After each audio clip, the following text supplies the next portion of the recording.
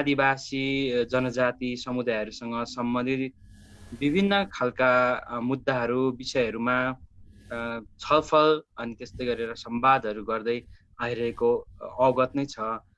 र हामीले चाहिँ विशेष गरेर शुक्रबारलाई चाहिँ निरन्तरको रूपमा चाहिँ हामीले संवाद कार्यक्रमलाई जोड्ने जमर्को गरेका छौँ भने मङ्गलबार चाहिँ कुनै हप्ता चाहिँ हामीले 2 वटा कार्यक्रम संवाद कार्यक्रमहरू पनि आयोजन गरिरहेका छौँ। अ, यस कार्यक्रममा आज पनि विभिन्न हाम्रो चाहिँ सदस्य सङ्गठनहरूको अध्यक्ष तथा प्रतिनिधिज्यूहरू हुनुहुन्छ। त्यस्तै गरेर यस संस्थाका संस्थापक पदाधिकारीहरू, प्रमुखहरू, त्यस्तै गरेर हाम्रो चाहिँ अभियन्ताहरू हुनुहुन्छ। विदेश स्थित विभिन्न हाम्रो शाखा सम्बन्धन सङ्गठनको चाहिँ अध्यक्षज्यूहरू, प्रतिनिधिज्यूहरू जोडिनु भएको छ। नेपाल स्थित सम्बन्धन सङ्गठनकै हाम्रो पदाधिकारीहरू, अध्यक्षज्यूहरू, जिल्ला, प्रदेश अनि स्थानीय तहसम्मका चाहिँ हाम्रा आदिवासी जनजाति महासङ्घ विभिन्न परिषदहरूका चाहिँ अध्यक्ष तथा पदाधिकारीहरू पनि जोड्ने क्रम र जोडिसक्नु पनि भएको छ। उहाँहरू सबैलाई हामी यस आयोजकको तर्फबाट फेरि पनि हार्दिक स्वागत अनि त्यस्तै गरेर न्यानो अभिवादन टक्र्याउँदै हाम्रो चाहिँ यस कार्यक्रममा सचिवालयका अध्यक्षज्यू अनि उपाध्यक्षज्यूहरू, सचिवज्यूहरू लगायतका पदाधिकारीज्यूहरू पनि हुनुहुन्छ। आज चाहिँ हामीले यो विभिन्न विषयमा छलफल गर्ने क्रममा विशेष गरेर नेपाल आदिवासी जनजाति महासङ्घ स्थापना भएदेखि आजको दिनसम्म करिबन यो 30 वर्षको अवधिमा नेपालका आदिवासी जनजातिहरूले सञ्चालन गरेको आन्दोलन, अभियान र समुदाय र संस्थाले लिएको उद्देश्यहरू प्राप्तको लागि हामीले के कस्ता चाहिँ समयको अवधिहरू पार गऱ्यौँ, अर्थात् अवस्थाहरू पार गऱ्यौँ र यस बिचमा हामीले के कस्ता उपलब्धिहरू पनि हासिल गऱ्यौँ र त्यसलाई चाहिँ हामीले लिएको उद्देश्य र लक्ष्य अनुरूप के कति चाहिँ हामीले प्राप्त गर्न सक्यौँ र के कति गर्न सकेनौँ लगायतका विषयहरूमा हामीले समीक्षा गर्दै आगामी दिनहरूमा अब हामीले के कसरी अगाडि बढ्यो भने हाम्रो हिजोको दिनहरूमा हाम्रो संस्था समुदायको उद्देश्यहरू अनुरूप, मर्म भावना अनुरूप लिएका हाम्रो अभियानहरूलाई चाहिँ प्राप्त गर्न हामी सफल हुन्छौँ भन्ने विषयमा हामीले आज चाहिँ भावी मार्गको तय गर्ने पनि एउटा जमर्को गर्नेछौँ। यस आजको यो कार्यक्रममा चाहिँ विशेष गरेर हाम्रो वक्ताहरू 3 जना हुनुहुन्छ। एकजना वक्ता हुनुहुन्छ यसै संस्था नेपाल आदिवासी जनजाति महासङ्घका पूर्व प्रमुख वा चाहिँ महासचिव प्रमुख हुँदा ताकाको चाहिँ हाम्रो बालकृष्ण महाभौङज्यू। त्यस्तै गरेर अर्का वक्ता हुनुहुन्छ यस नेपाल आदिवासी जनजाति महासङ्घकै सदस्य सङ्गठन नेपाल तामाङ घेदुङका आदरणीय अध्यक्ष मोहन गोली तामाङज्यू। त्यस्तै गरेर नेपाल आदिवासी जनजाति महिला मञ्च निफको चाहिँ महिला महासङ्घ निफको चाहिँ संस्थापक मध्येको एक हुनुहुन्छ डाक्टर चुन्ना बज्राचार्य। उहाँ चाहिँ तत्कालीन अवस्थामा जतिखेर यो नेवारहरूको चाहिँ महिला सङ्घ नेवा मिसा खल भनेर भनिन्छ त्यो स्थापना हुँदै गर्दाखेरिको पनि एक अभियन्ता हुनुहुन्छ। त्यस्तै गरेर आदिवासी जनजाति विकास समिति 2054मा स्थापना हुँदै गर्दाखेरि पनि उहाँ चाहिँ त्यतिखेरको हाम्रो समुदायको अभियन्ता हुनुहुन्थ्यो। संस्थापक मा चाहिँ जति पनि जसले अभियान सञ्चालन गर्नुभयो त्यो सङ्गठनको त्यस ताकादेखि नै उहाँ चाहिँ क्रियाशील रहँदै आउनुभएको छ। आज हामीले यो 3 जना वक्ताहरूलाई चाहिँ यस कार्यक्रममा पाएका छौँ। उहाँहरूको यो संक्षिप्त परिचय पश्चात हामीले साप्ताहिक रूपमै यो कार्यक्रम आयोजन गर्दा यहाँलाई सबैलाई अनुरोध गरिरहेका छौँ।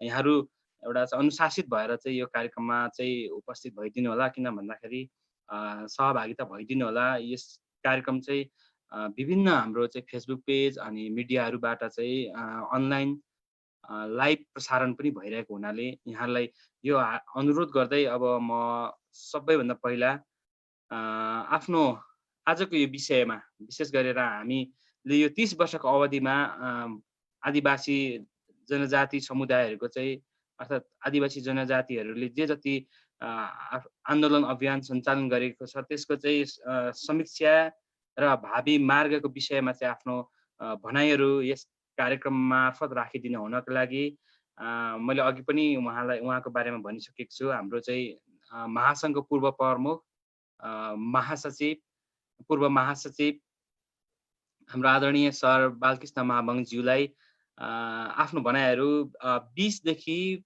बढीमा 25 मिनेट भित्रमा, अघि हाम्रो उपाध्यक्षज्यूले उहाँलाई बाउन्ड्री अलिकति जोडले नै तोक्नु भनेर भन्नुभएको हुनाले त्यस समय अवधि भित्रमै आफ्नो भनाइहरू राखिदिनको लागि म सबैभन्दा पहिला हार्दिक अनुरोध गर्न चाहन्छु।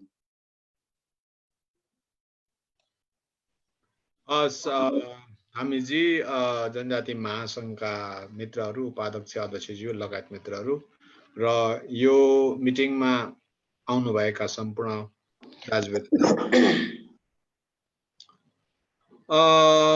यो जुन टपिक्स म आज बोल्न गइराखेको छु, अहिले थामीजीले भन्नु भएको भन्दा अलिक दुईटै कुरा, त्यसमा नेफेन पनि आउँछ र समग्रमा आदिवासी जनजातिका कुराहरू पनि ल्याउन म प्रयास गर्नेछु। यो विषय चाहिँ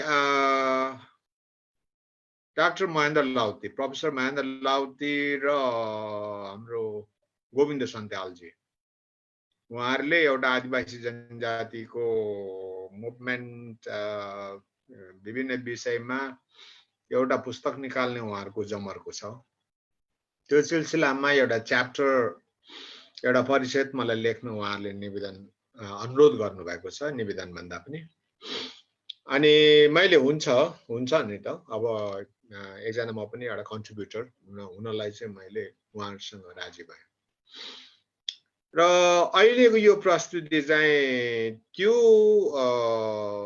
च्याप्टर, त्यो परिच्छेद को एउटा आउटलाइन जस्तो, त्यसको स्वरूप कस्तो हुन्छ होला, एज अ अथर मैले कसरी यो जनजाति मुभमेन्टलाई लेख्ने सोचाइमा छु, त्यसको एउटा आउटलाइन जस्तो हो। त्यसले गर्दा म आज धेरै कुरा गर्ने भन्दाखेरि पनि यो मेरो आउटलाइनमा तपाईहरु भोलि गएर पोसिबल अथवा तपाईहरु पाठकहरूले, भोलि रिडर्सहरूले के अपेक्षा गर्नु भएको छ अथवा जनजाति मुभमेन्टको बारेमा कुन चाहिँ एस्पेक्ट तपाईहरुले चाहिँ इम्पोर्टेन्ट लाग्दछ, त्यो कुरा चाहिँ तपाईहरुले मलाई यो डिस्कसनमा, यो मिटिङमा दिनुहुनेछ भन्ने चाहिँ यो आजको जुम मिटिङको विषय चाहिँ यो, महत्त्व चाहिँ यो।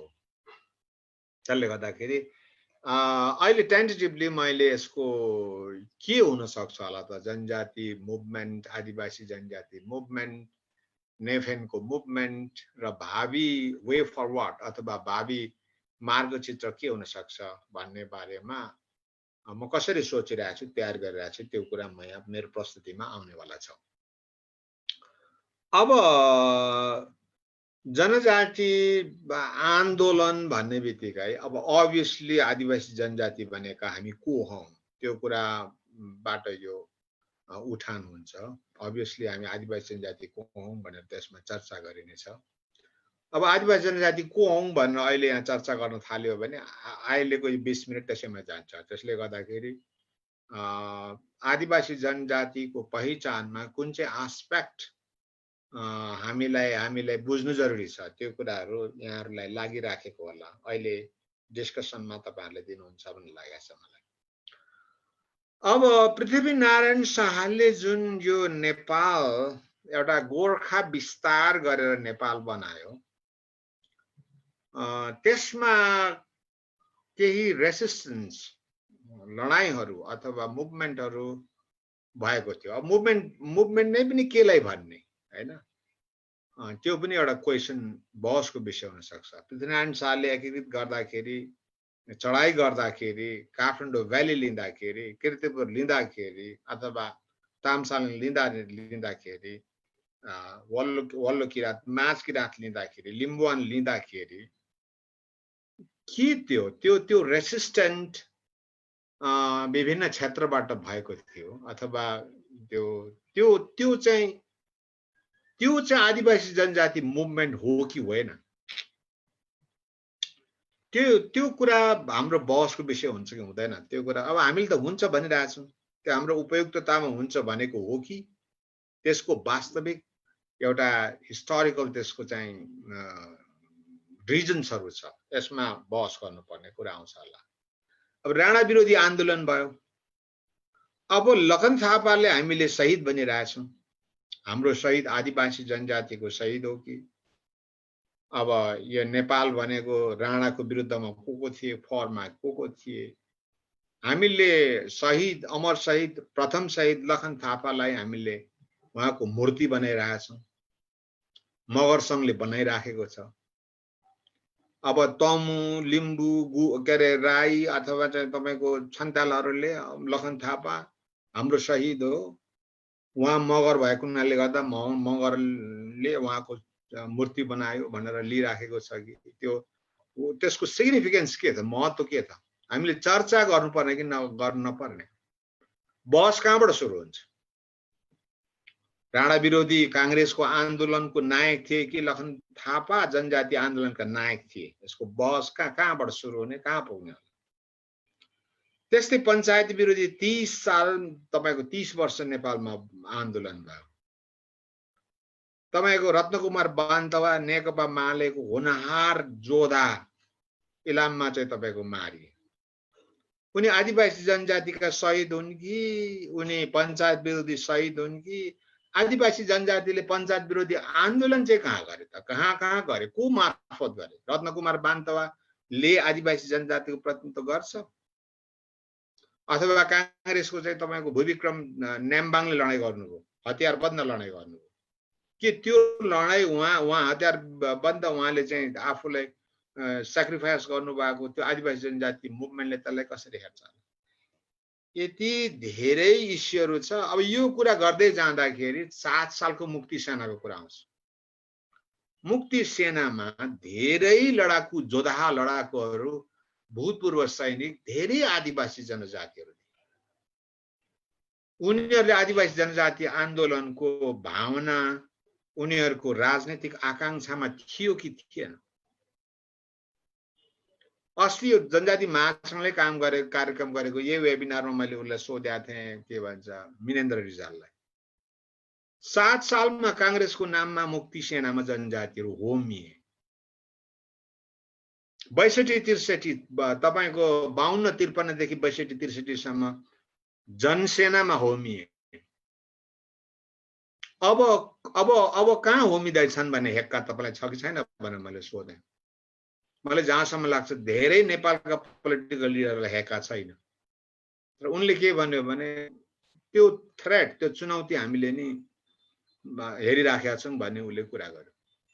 भन्दाखेरि मुक्ति सेना पछाडि जनसेनामा भुसुकै लागे जनमुक्ति सेनामा भुसुकै लागे मगरहरू त एकदमै ज्यादै नै लागे गुरुङ लाग्यो थारू लाग्यो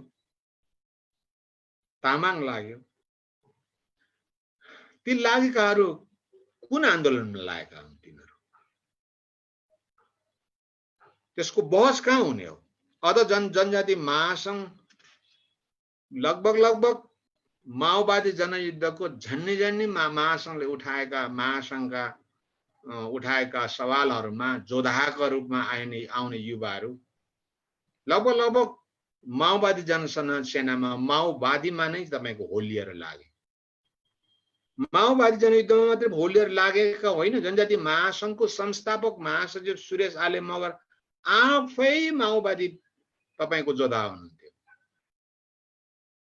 त्योभन्दा अगाडि मालेका जोधाहरू गोरेबहादुर खपाङ्गीदेखि लिएर एमएस थापा जो एकातिर लाङ्गाली संघका पदाधिकारी पनि थिए अर्कातिर पार्टीका मार्क्सवादी पार्टीको कम्युनिस्ट पार्टी मार्क्सवादीको अथवा नेकपा मालेका जोधाहरू थिए। यो के हो यो जनजाति आन्दोलन हो कि जनजाति जोधाहरू हुन् कि के हो। जनजाति आन्दोलन चाहिँ कहाँनिरबाट तपाईले संकेत गर्ने जनजाति महासंघबाट कुरा गर्दा सुखदेवजीले भन्नुभयो महासंघदेखि कुरा गर्नुस् भन्नुभयो। महासंघको महासचिव जनजाति जोधा महास अधिकारको निम्ति लडेका जोधा हुन् कि माओवादी जोधा हुन् माओवादी जनयुद्धका नायक हुन् को। यसरी हेर्दै ल्याउँदाखेरि चाहिँ अब के यो हामीले यति गर्यौं उति गर्यौं भनेर क्रोनोलोजिकल अथवा घटना विवेचना गरेर आन्दोलन यो गरेर उ गर्यौं भनेर दुनियाँलाई सुनाउने हो कि साँच्चै हामी आन्दोलन गर्दैछौं कि गर्दै छैनौं? आन्दोलन चाहिँ कसले गरिराखेको छ? अब क्रिटिकल्ली यो हेर्नुपर्ने हो कि होइन? मेरो प्रश्न तपाईहरु के भन्नुहुन्छ? म यसरी सोध्नुपर्छ कि जस्तो लागिरहेछ। अब त्यसले गर्दाखेरि अब नेफेनको आन्दोलन भन्ने बित्तिकै दुईटा कुराहरु एउटा आउँछ। एउटा चाहिँ अब यो प्राइमोर्डियल पर्सपेक्टिभबाट एउटा इसेन्शियलिस्ट अथवा साँच्चै नै आदिवासी जनजातिहरूले आफ्नो सांस्कृतिक ऐतिहासिक राजनैतिक पहिचानलाई सम्बोधन गर्नको निम्ति यिनीहरूले आन्दोलन गरिराखेका छन्, आन्दोलन गरिराखेका छौं, आन्दोलन गरिराखेका छैनौं, आन्दोलन गरिराखेका छैनन्। के चाहिँ गरिरहेछ त त्यसो भए भन्दाखेरि आदिवासी जनजातिको जुन एउटा साह्रै निम्छरो अधिकारविहीन अवस्थामा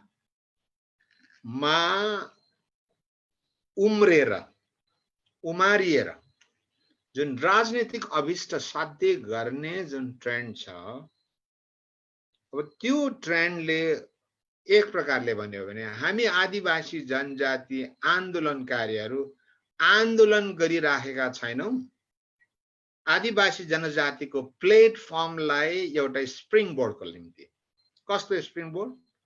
पोलिटिकल, इकोनोमिक, सोशल अपर्चुनिटिजहरु साध्य गर्नको निम्ति एउटा स्प्रिङ बोर्डको रूपमा हामीले प्रयोग गरेको मात्रै हो। के यो आर्गुमेन्ट ठीक हो? हैन। हामीले हाम्रो आधारभूत पहिचानहरु प्राप्त गर्नको निम्ति हामी संगठन गरिराखेका छौं, हामी चिन्तन गरिराखेका छौं, हामी आन्दोलन गरिरहेका छौं, हामी तपाईको जेल भरिराखेका छौं, हामी लडाइराखेका छौं, हामीले गरिराखेका छौं। के यो हो त अहिलेसम्म हामीले गरेको आन्दोलन? के हो भन्दाखेरि यो एउटा एक प्रकारको भन्ने हो भने ब्रोकरेज अथवा ब्रोकरी एउटा भनौं न। अब मैले भने नि अब कुन चाहिँ आदिवासी जनजाति नेता अहिले छ उसको कुरा सुन्ने, उसको कुरो मान्ने भन्दाखेरि तपाईले पुष्पलाल श्रेष्ठ हेर्नुस्, तपाई रत्नकुमार बान्तवाको कुरा गर्नुस्, लखन थापाको कुरा गर्नुस्, तपाईको अब सुरेश आलीको कुरा गर्नुस्, अब परशुराम तामाङको कुरा गर्नुस्, अब बालकृष्ण मावङको कुरा गर्नुस्, अब ओम तपाईको गुरुङको कुरा गर्नुस्, राजकुमार लेखीको कुरा गर्नुस्, पासाङ शेर्पाको कुरा गर्नुस्, नरेन्द्र कुमारको कुरा गर्नुस्, अब बरामजीको कुरा गर्नुस्। त्यसले गर्दाखेरि एक्ज्याक्टली आदिवासी जनजाति आन्दोलनको यो आन्दोलन हो कि होइन, यो स्ट्रगल हो कि होइन, यो के हो त यो? अनि बहस चाहिँ नगर्ने, अनि हामीले यतिवटा आन्दोलन गर्यौं, हामीले यति राको बाल्यौं, यति दिन बन्द गर्यौं, हामीले यति जना पक्राउ खायौं। अब आन्दोलनका फेरिस्तहरू यी हुन् कि होइनन्, भेरी क्रिटिकली हामीले अब एसेसमेन्ट गर्नुपर्छ जस्तो मलाई लाग्दछ। त्यसले गर्दाखेरि यो हामी चाहिँ इसेन्शियली आदिवासी जनजाति आन्दोलनमा भागौं भने अब चाल्नोमा केलाएर यति जति भुसो, यति जति चामल हो, यति जति पिठो भन्न सकेनौं भने यो एक प्रकारको brokerage for economic social opportunity प्राप्त गर्नको निम्ति यो ब्रोकरिङ गर्ने काम हो जस्तो मलाई लाग्दछ।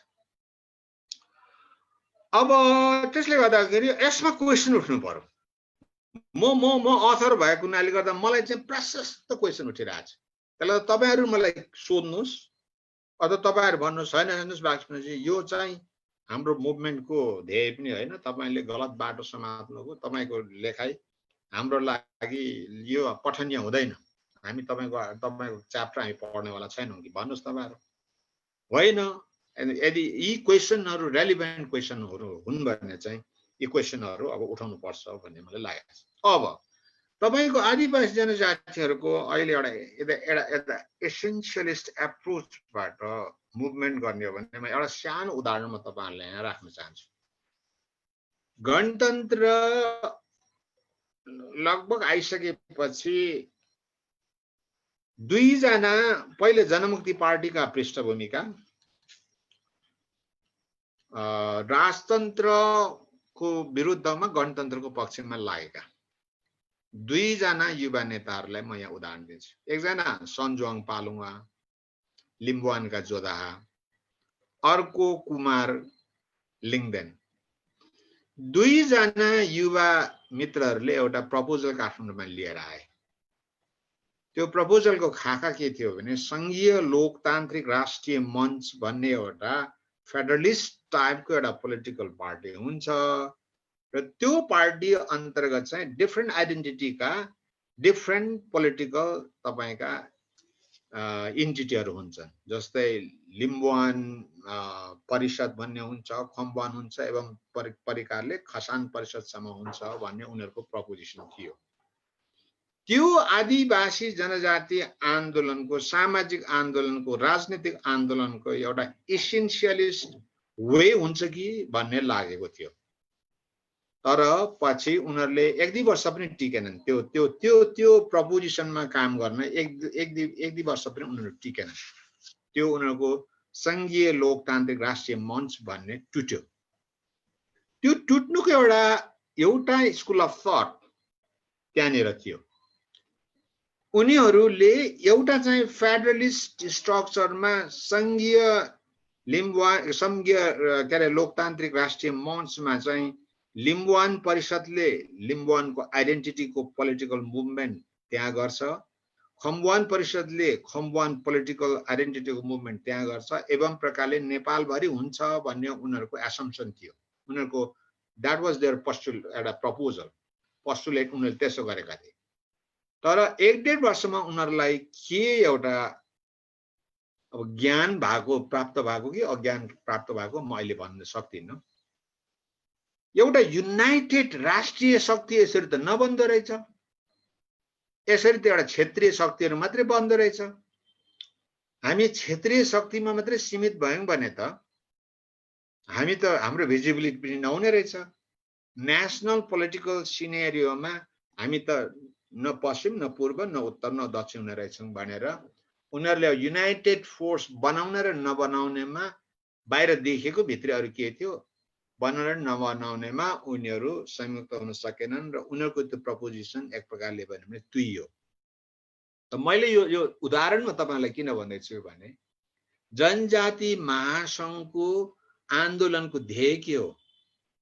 नेपालका जनजाति पोलिटिकल फोर्सेसहरूको यदि अब यो इकोनोमिक सोशल अपर्चुनिटीको ब्रोकरिङबाट मुक्त भएर इसेन्शियली मुभमेन्टमा जाने हो भने त्यसको स्वरूप के हो, त्यसको प्रपोजिसन स्वरूप के हो, त्यसको फिलोसफी के हो, त्यसका प्रिन्सिपल्सहरू के हो, त्यसको स्ट्रक्चर के हो, त्यसको लिडरहरू को हुन्, के हुनुपर्छ भन्नेबाट बहस गर्नुपर्ने स्थिति छ।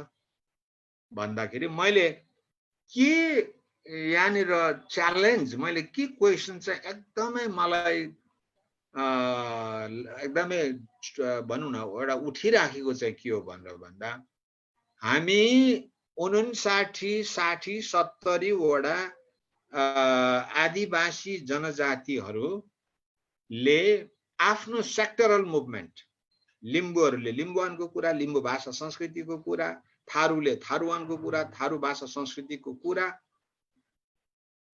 अनि त्यो मुभमेन्टमा कांग्रेस, एमाले, माओवादी, जसपा, तपाईको विप्लव सारा कुरालाई स्वागत गरेर रातो कार्पेट बिछ्याएर यो मुभमेन्ट त्यो इकोनोमिक एन्ड सोशल अपर्चुनिटीको ब्रोकरिङ सिवाय अहिलेसम्म इन रिजल्ट चाहिँ केही पनि प्राप्त भएन। अहिले पनि हामी यति ह्युमिलिएटेड, यति ठुलो डेमोग्राफिक स्ट्रेन्थ हाम्रो हुँदाहुँदै पनि, हाम्रो प्रेजेन्स हुँदाहुँदै पनि हरेक ग्रुप यति ह्युमिलिएटेड, यति हेल्पलेस, यति कमजोर अवस्थामा छौं। यसबाट एउटा वे फरवर्ड, भविष्यको मार्गचित्र के हो त भन्दा के नेफेन नै त्यस्तो इन्स्टिच्युट हो, लिडरसिप नै त्यो हो र उसले लिने नेतृत्वमा हामी जीव धन तन मन सबै सुम्पेर हामी लाग्ने हो वा अरू कुनै त्यस्ता पोलिटिकल संरचनाहरू जरुरी छ? त्यो संरचना कुन संरचना हो? के नेकपामा त्यो सम्भावना छ? नेपाली कांग्रेसमा त्यो सम्भावना छ? छैन भने कि जसापामा सम्भावना छ अथवा अर्को XYZ मा सम्भावना छ कि यस्तै जसापाको कार्यकर्ता पनि भएको छ, नेपाली कांग्रेसको पनि भएको छ, नेकपाको पनि भएको छ, उनीहरूको पार्टीको मिटिङमा गएर पनि ह्युमिलिएट भएर बसेको छ, अनि जनजाति महासंघमा आएर पाखुरा सुर्केको छ, तपाईको किराँतक समूह अथवा लिम्बुहरूको साझा संस्थानमा गएर लिम्बुवा नै ल्या जतिकै आगो फुकेको छ। बट इसेन्सियली न छुँदा भेटिन्छ, न हेर्दा देखिन्छ, न सुँग्दा त्यसको वासना छ। यो कस्तो आन्दोलन हो त? आदिवासी जनजाति आन्दोलन एउटा ठुलो च्यालेन्जिङ क्वेसन छ। अब म लास्टमा के भन्न चाहन्छु भने आन्दोलनको स्वरूप कस्तो हुन्छ, अब आदिवासी जनजातिको चरित्र कस्तो हुन्छ, यसमा बहस हुनु पर्यो। अहिलेसम्म हामीले देख्दै आएको आन्दोलन चाहिँ यसको स्वरूप के हो भने कांग्रेसले 104 वर्ष राणा शासन विरुद्धमा गरेका आन्दोलनका छिटफुट चरित्रहरू आन्दोलनको डेफिनेसन भित्र परिराखेका छ। कम्युनिस्टले भूमिगत रूपमा तपाईको 30 वर्ष त्योभन्दा अगाडि राणा कालमा गरेका आन्दोलनका चरित्रहरू स्वरूपहरू अहिले हामी आदिवासी जनजातिले आन्दोलन भनिरहेछ। उदाहरण निम्ति उनीहरूले के भन्छ भन्दाखेरि एउटा पार्टीमा आज त्यहाँ भेला भएर भाषण गर्ने हो भनेको छ, आज राँके जुलुस निकाल्ने भनेको छ, आज नेपाल बन्द भनेको छ। यो सबै आन्दोलनका चरित्र र प्रकृति र स्वभावहरू संरचनाहरू हिजो कि कांग्रेसले गर्यो त्यो आन्दोलन कि नेकपाले गर्यो हो, त्यसको हामीले कपी, त्यसको एउटा कपी गरेर हामीले गरी तपाईको राँके जुलुस गर्यौं, गरी बन्द आन्दोलन गर्यौं, गरी चाहिँ तपाईको चाहिँ पिकेटिङ गर्यौं, गरी चाहिँ ठाउँ ठाउँमा उभिएर पर्चा बाँड्यौं। यही हो अब आदिवासी जनजाति आन्दोलनको स्वरूप चरित्र कि कस्तो हुनुपर्ने हैन? यही हो। त्यसो भए यसैलाई बढाउँदै जानुपर्ने भयो। त्यसो भए यही हो भने उनीहरूले भूमिगत गरेका थिए कि भूमिगतै गर्नु पर्यो, ओभरग्राउन्ड गरेका थिए ओभरग्राउन्ड गर्नु पर्यो, उनीहरूले पिकेटिङ गरेका थिए हामीले पिकेटिङ गर्नु पर्यो कि यो भन्दा फरक स्वभावको हुन्छ। आदिवासी आफूलाई भनेको छ आन्दोलन चाहिँ गैर आदिवासीले गर्ने टाइपको आन्दोलन गरिराखेका छ। आदिवासी जनजाति अधिकारको निम्ति संघर्ष बनेको छ। संघर्ष पनि नेकपाले गरेको र नेपाली कांग्रेसले गरेको जुन आदिवासी जनजातीय संघर्ष र आन्दोलनहरू होइन, त्यस्तै आन्दोलन हामीले गर्दै गर्दै आयौं। नेफेनको 25-30 वर्ष त्यसरी गुज्र्यो। आदिवासी आन्दोलन आदिवासी चेतनाको अथवा आदिवासी राजनीतिक अधिकारवादीहरूले लेख्ने लेखको चरित्र संरचनामा केही फरक छैन। अनि हामी आदिवासी जनजाति चाहिँ किन आउँदा त्यसो भए किन आउँदा? त्यसलाई गर्दा एउटा सानो उदाहरण लिउँ। अस्ति यहाँ प्रोफेसर हाचेटुले यो लिम्बन क्लबमा बोलेको मैले ठ्याक्कै सुने। उहाँले के भन्नुभयो भने 59, 53, 54 कतिवटा आदिवासी जनजाति महासंघ छन्, सब के अरे महासंघका सदस्यहरू छन्, सबैको केन्द्रीय कार्यालय काठमाडौँमा छ। टुरिस्ट जनजाति अधिकारमी जस्ता छन् भन्नुभयो क्या उहाँले।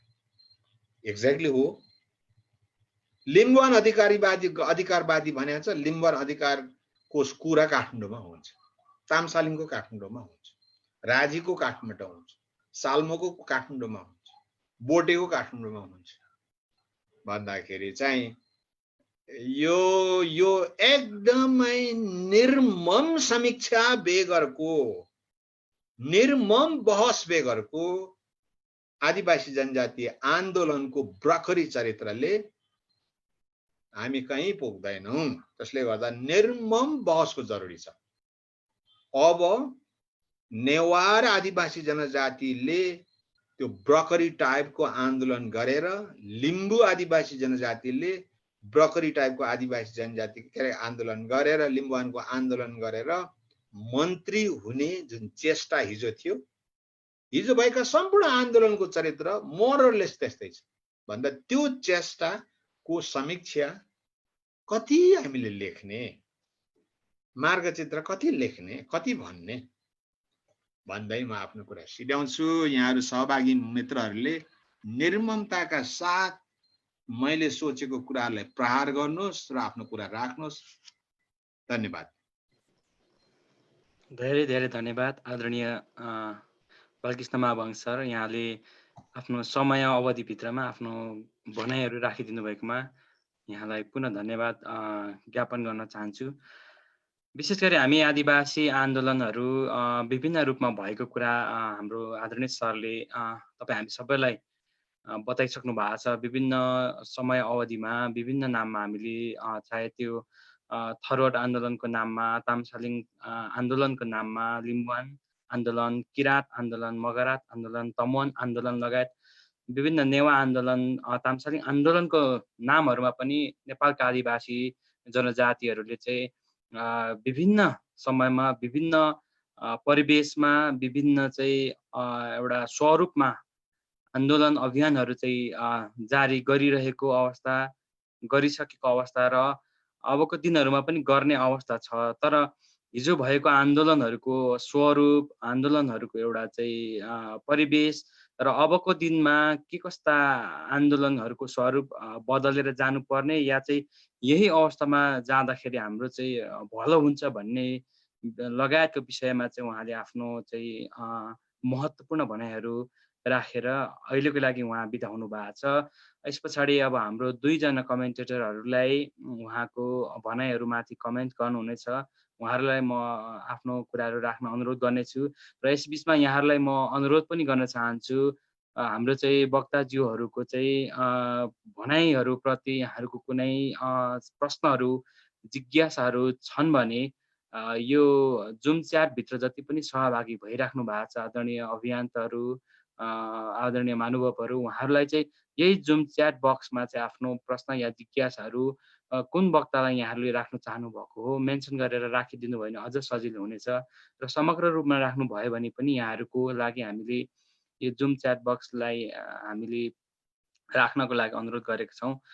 यो कुरा यहाँलाई फेरि जानकारी गराउँदै अबको क्रममा चाहिँ हाम्रो कमेन्टेटरहरूलाई म बोलाउन चाहन्छु। सबैभन्दा पहिला म हाम्रो डाक्टर चुङदा बज्राचार्यज्यू, जो चाहिँ राष्ट्रिय आदिवासी जनजाति महिला महासङ्घ, त्यस्तै गरेर नेवा मिसखल अनि आदिवासी जनजाति समिति 2054 सालमा स्थापना हुँदै गर्दा ताकाका हाम्रो चाहिँ आदरणीय अभियन्ता अनि त्यस्तै गरेर त्यस बखतका र अहिलेसम्मको पनि एउटा चाहिँ विभिन्न आदिवासी अभियानहरूमा संलग्न हुँदै आउनुभएका डाक्टर चुङदा बज्राचार्यज्यूलाई आफ्नो कमेन्ट्स 10 देखि बढीमा 12 मिनटभित्रमै सकाइदिन हुनका लागि हार्दिक अनुरोध गर्दै अबको समय म उहाँलाई उपलब्ध गराउन चाहन्छु।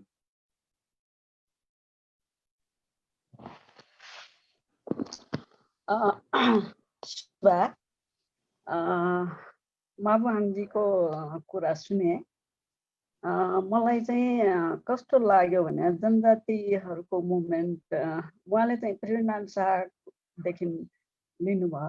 तर मेरो विचारमा हामी जनजातिहरू आदिवासीहरूको विशेष गरेर जेएसटी मल्लले सामाजिक आर्थिक सुधार भनेर जुन चाहिँ ल्यायो, 4 वर्ण 36 जातको जुन चाहिँ प्रक्रिया ल्यायो, त्यो प्रक्रियाले नेवारहरूभित्र टचेबल अनटचेबल कास्टको चाहिँ भेरिफाई गर्यो, ठुलो जात तल्लो जात भनेर चाहिँ गर्यो।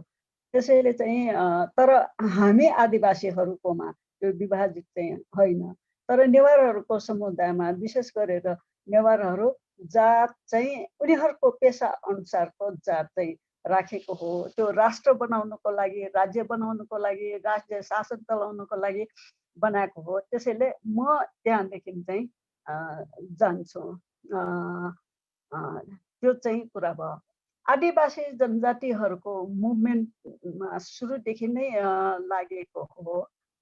तर पछिल्लो उसकोमा निफिनको अथवा आदिवासी जनजाति महासङ्घको जुन चाहिँ प्रक्रिया हो, त्यो प्रक्रियामा विशेष गरेर चाहिँ यो संविधान सभा डिजल्भ भइसकेपछि हाम्रो आदिवासी जनजाति नेताहरूले कस्तो खालको पहिलो संविधान सभामा विशेष गरेर हाम्रो चाहिँ मागहरू, हाम्रो चाहिँ भावनाहरू, हामीलाई सशक्त गर्ने खालको, हामीले स्वायत्त राज्य खडा गर्ने खालको यस्तो खालको सबै चाहिँ आइसकेपछि यो बाबुराम भट्टराईले यो संविधान सभा डिजल्भ भइसकेपछि त्यहाँ दुईटा कुरा आयो। एउटा चाहिँ फेरि चाहिँ चुनाव गरेर दोस्रो चोटिको चाहिँ संविधान सभामा जाने, त्यसपछि चाहिँ हामी आदिवासी जनजातिहरू पनि त्यसमा चाहिँ इलेक्सनमा लडिसकेपछि त्यहाँ चाहिँ धेरै हामी चाहिँ अब त्यतिखेर 75% चाहिँ हाम्रो अधिकार प्राप्त गर्ने खालको चाहिँ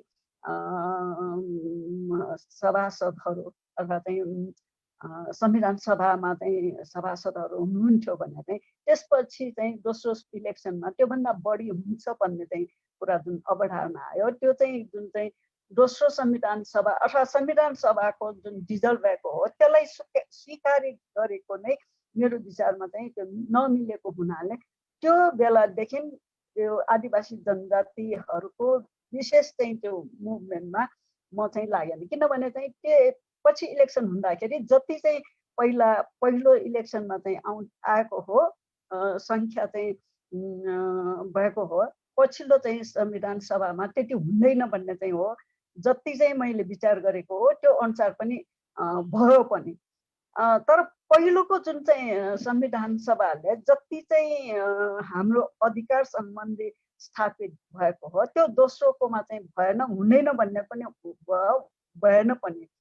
त्यसैले चाहिँ अब हामी चाहिँ आदिवासी जनजातिहरू अथवा चाहिँ आदिवासी जनजातिहरू, हामी आदिवासीहरूले चाहिँ जुन चाहिँ इस्युमा उठाएको हो, सुरुमा चाहिँ यो आदिवासी जनजाति महासङ्घ भन्थ्यो, यो आदिवासी भन्ने कुरा पछि आएको हो। त्यो आदिवासीको कुरा चाहिँ आदिवासी जनजाति महिला महासङ्घले चाहिँ नाउँ राख्दाखेरि जनजाति महिला महासङ्घ मात्रै नराखिकन आदिवासीलाई चाहिँ अगाले, त्यसपछि चाहिँ आदिवासी जनजाति पत्रकार महासङ्घले चाहिँ मान्यो, त्यसपछि सबैले चाहिँ आदिवासी जनजाति सङ्घ संस्थाहरूले आदिवासीको नाउँ नै राखेर चाहिँ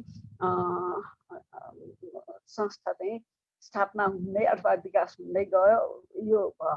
यसमा चाहिँ सुरुमा 47 सालको संविधानदेखि म आउँछु।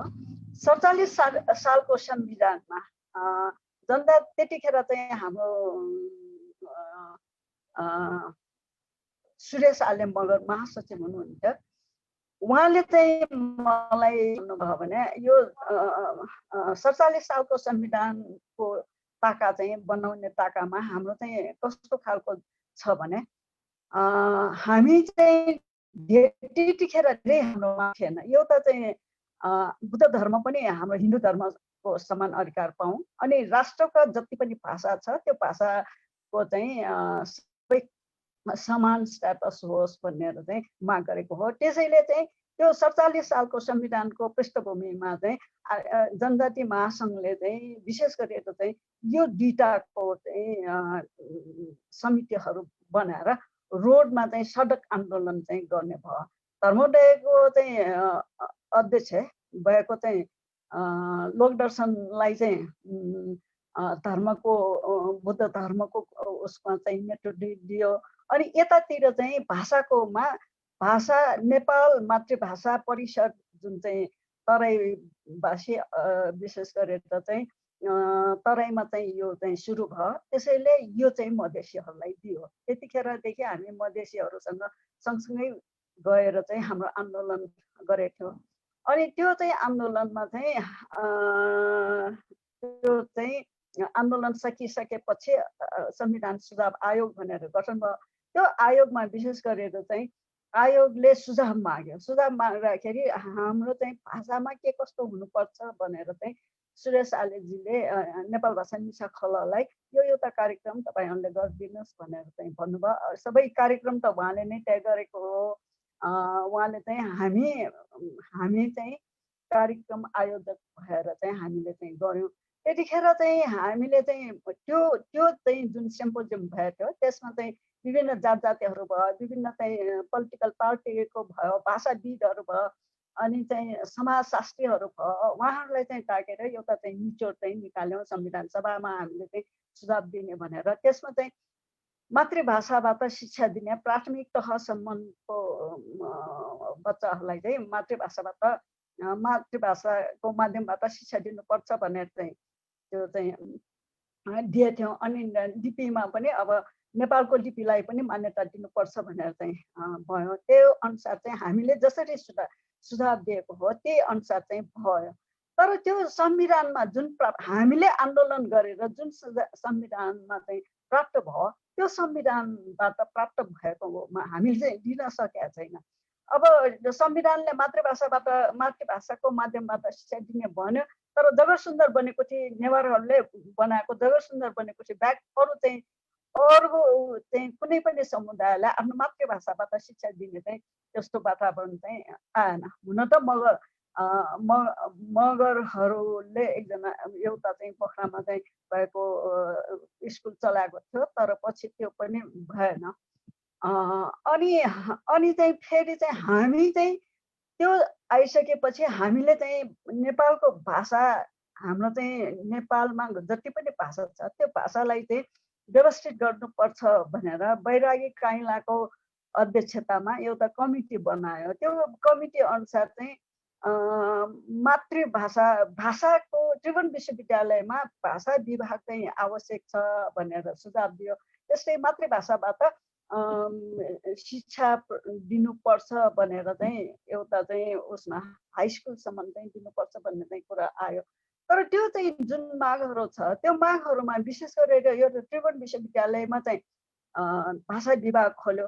तर त्यो भाषा विभाग चलाउने माग गर्ने हामी चाहिँ जनजातिहरू, तर त्यसमा चाहिँ नेतृत्व लिने त्यो चाहिँ सबभन्दा बढी उपभोग गर्ने अथवा सबभन्दा बढी चाहिँ सुविधा लिनेहरूले चाहिँ नेतृत्व अहिले पनि त्यही हो, नेतृत्व लिने त्यस्तै हो। अनि हामीले चाहिँ विभिन्न आयोगहरू चाहिँ गठन गर्नुपर्ने, विभिन्न चाहिँ गठन गर्नुपर्ने हामीले चाहिँ उठाएको थियो। त्यो उठाएकोमा पनि हामीले चाहिँ हामीले पाएन। तर सुरुमा 47 सालको संविधान 47 साल अगाडिको भयो। त्यतिखेर हामी आदिवासी जनजातिहरूले सरकारलाई जो मान्छे पठाउँछौँ, जो हामी चाहिँ गर्छौँ, त्यो उहाँहरूले चाहिँ सरकारले स्वीकार गर्थ्यो। जस्तो चाहिँ जनजाति समिति सरकारले बनाउँदाखेरि, त्यस्तै चाहिँ विश्व आदिवासी दशक चाहिँ को समिति, राष्ट्रिय समिति बनाउँदाखेरि हामी चाहिँ जनजाति महासङ्घले जो व्यक्तिहरू पठाएको थियो त्यतिलाई नै चाहिँ सदस्यहरू राखेको चाहिँ गरेथ्यो। तर हामी चाहिँ त्यो उपलब्ध भएकोहरू हामी चाहिँ त्यति वास्ता गर्दैनौँ। अनि त्यो पछि चाहिँ फेरि चाहिँ 47 साल संविधान आइसकेपछि हामी जनजातिहरूको विदेशीहरूसँग अथवा चाहिँ विदेशमा पनि हाम्रो पहुँच भयो, विदेशी सङ्घ संस्थाहरूसँग पनि भयो। अनि चाहिँ त्यो अनुसार चाहिँ हाम्रो परिभाषा नै फरक भइसकेपछि अब चाहिँ हाम्रो चाहिँ स्वायत्त राज्य स्थापित गर्ने, हाम्रो चाहिँ अलग्गै चाहिँ हाम्रो चाहिँ जातीय शासन चलाउने, यस्तो खालको चाहिँ सबै आयो, मागहरू थुप्रै आयो। यदि 47 सालको संविधानमा भाषा र, मेरो विचारमा है, भाषा र यो धर्म सम्बन्धी दुईटा चाहिँ कुरा त्यहाँ चाहिँ संविधानमा उल्लेख गरेको भए यति छिटो हाम्रो चाहिँ देशमा चाहिँ यो आन्दोलन हुने थिएन। किनभने जति पनि देशमा हाम्रो चाहिँ आन्दोलन भयो जनजातिहरूबाट नै भयो। उदाहरणको लागि हामी चाहिँ 48 सालको जनगणना हुँदाखेरि नेवारहरूले एउटा चाहिँ सधैँ जनगणना हुँदाखेरि नेवारहरूको सङ्ख्या चाहिँ घट्दै जाने, बुद्ध धर्मको चाहिँ सङ्ख्याहरू घट्दै जाने। अनि त्यो नेवारहरूले एउटा चाहिँ सभागृहमा एउटा चाहिँ कार्यक्रम गर्यो कि नेवारहरूले आफ्नो जात चाहिँ लेख्दाखेरि हामी नेवार भनेर चाहिँ लेख्नुपर्छ, अनि धर्म चाहिँ बुद्ध धर्म लेख्नुपर्छ भनेर चाहिँ भयो। त्यो गरिसकेपछि हाम्रो जनसङ्ख्या बढी भयो। हाम्रो चाहिँ यो आन्दोलनको दौरानमा हामीले चाहिँ 47-58 को जनगणना हुँदाखेरि जनजाति एकदम उठेर चाहिँ आयो। उठेर आउँदाखेरि यो चाहिँ आफ्नो धर्म चाहिँ लेख्न लगाउने, आफ्नो जात लेख्न लगाउने, यस्तो चाहिँ हिन्दू धर्म होइन भनेर चाहिँ स्थापित गर्नको लागि चाहिँ उठ्यो। त्यो 58 सालको जुन जनगणना हो, त्यो जनगणनाले चाहिँ हामी आदिवासीहरूको सङ्ख्या यो चाहिँ 37% चाहिँ आएको भनेको त्यो।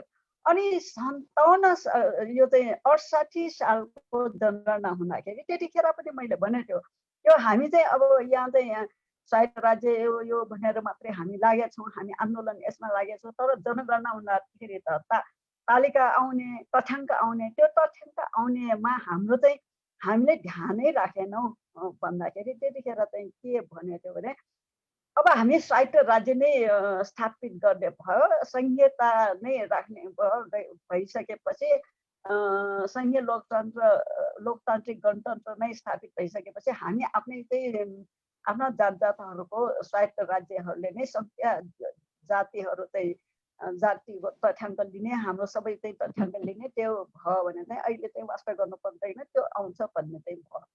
त्यो आउँदाखेरि 68 सालको जनगणना हुँदाखेरि हाम्रो चाहिँ 47 सालको 58 सालको जनगणनामा चाहिँ सङ्ख्या हो, आदिवासी जनजातिहरूको जुन सङ्ख्या हो त्यो घटेर आयो।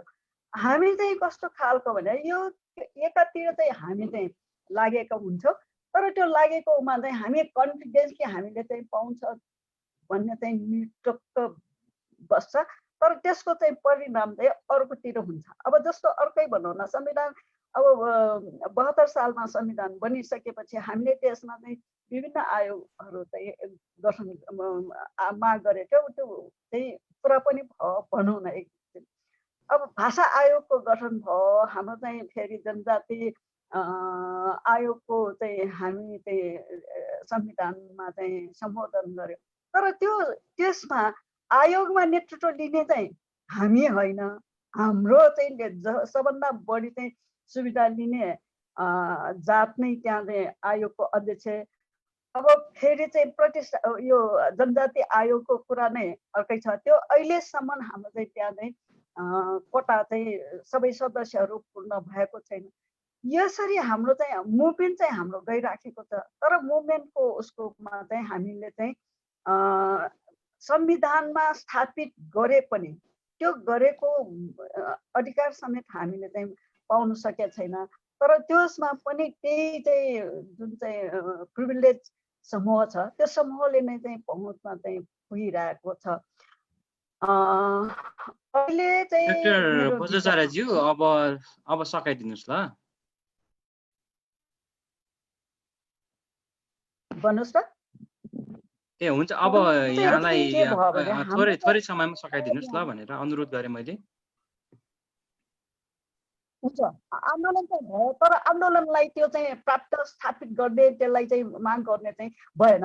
अब चाहिँ यो विशेष गरेर हाम्रो जनजाति महासङ्घकै कुरा, पहिला जनजाति महासङ्घले चाहिँ राष्ट्रलाई ठर्काउँथ्यो, तर अहिले राष्ट्र चाहिँ पार्टीको चाहिँ पक्षमा लिएर जनजाति महासङ्घको चाहिँ सदस्यहरूले त्यो हामीले भनेको चाहिँ कुरा ल्याउन सकेका छैन। त्यसैले अहिले चाहिँ हाम्रो चाहिँ मागहरू पुरा गर्ने, हाम्रो सशक्त गर्ने हो, हाम्रो जाति सशक्त गर्ने हो भने हामीले जनजाति महासङ्घलाई पार्टीको भिप जारी हुने खालको अथवा पार्टीको व्यक्तित्वहरू नभइकन यो पुरा जनजातिकै भलाइको लागि काम गर्नुपर्छ भन्ने चाहिँ भावना लिएर यदि काम गर्यो भने चाहिँ यो ठिक ठाउँमा आउँछ। नत्र भने अहिले जसरी चाहिँ यो चाहिँ भइराखेको छ त्यस्तै चाहिँ हुन्छ जस्तो लाग्छ। अहिले मलाई चाहिँ अब यति नै, अहिलेलाई यति नै भन्छु। धन्यवाद। डाक्टर चुङ्ना बज्राचार्यज्यू, यहाँलाई हाम्रो बालकृष्ण महावंश सरले चाहिँ आजको यो जुम भर्चुअल संवाद कार्यक्रममा हाम्रो आजको विषयवस्तुमाथि राख्नु भएको चाहिँ भनाइहरूप्रति कमेन्ट सहित आफ्ना भनाइहरू राखिदिनु भएकोमा हामी आयोजकको तर्फबाट धेरै धेरै धन्यवाद ज्ञापन गर्न चाहन्छौँ। र यस पछाडि अब हामीले लगत्तै अर्को कमेन्टेटरलाई समय उपलब्ध गराउने जमर्को गरिरहेका छौँ। अबको क्रममा नेपाल आदिवासी जनजाति महासङ्घकै सदस्य सङ्गठन नेपाल तामाङ घेदुङका आदरणीय अध्यक्षज्यू, जो चाहिँ आदिवासीको चाहिँ एकदम सशक्त अभियन्ता पनि हुनुहुन्छ, मोहन गोले तामाङज्यू, आदरणीय अध्यक्षज्यूलाई चाहिँ यहाँलाई पनि हामीले 10 देखि 12 मिनटभित्रमा आफ्नो यो आजको कार्यक्रममा कमेन्ट्स र भनाइहरू राखिदिनु हुनको लागि हार्दिक अनुरोध गर्न चाहन्छु।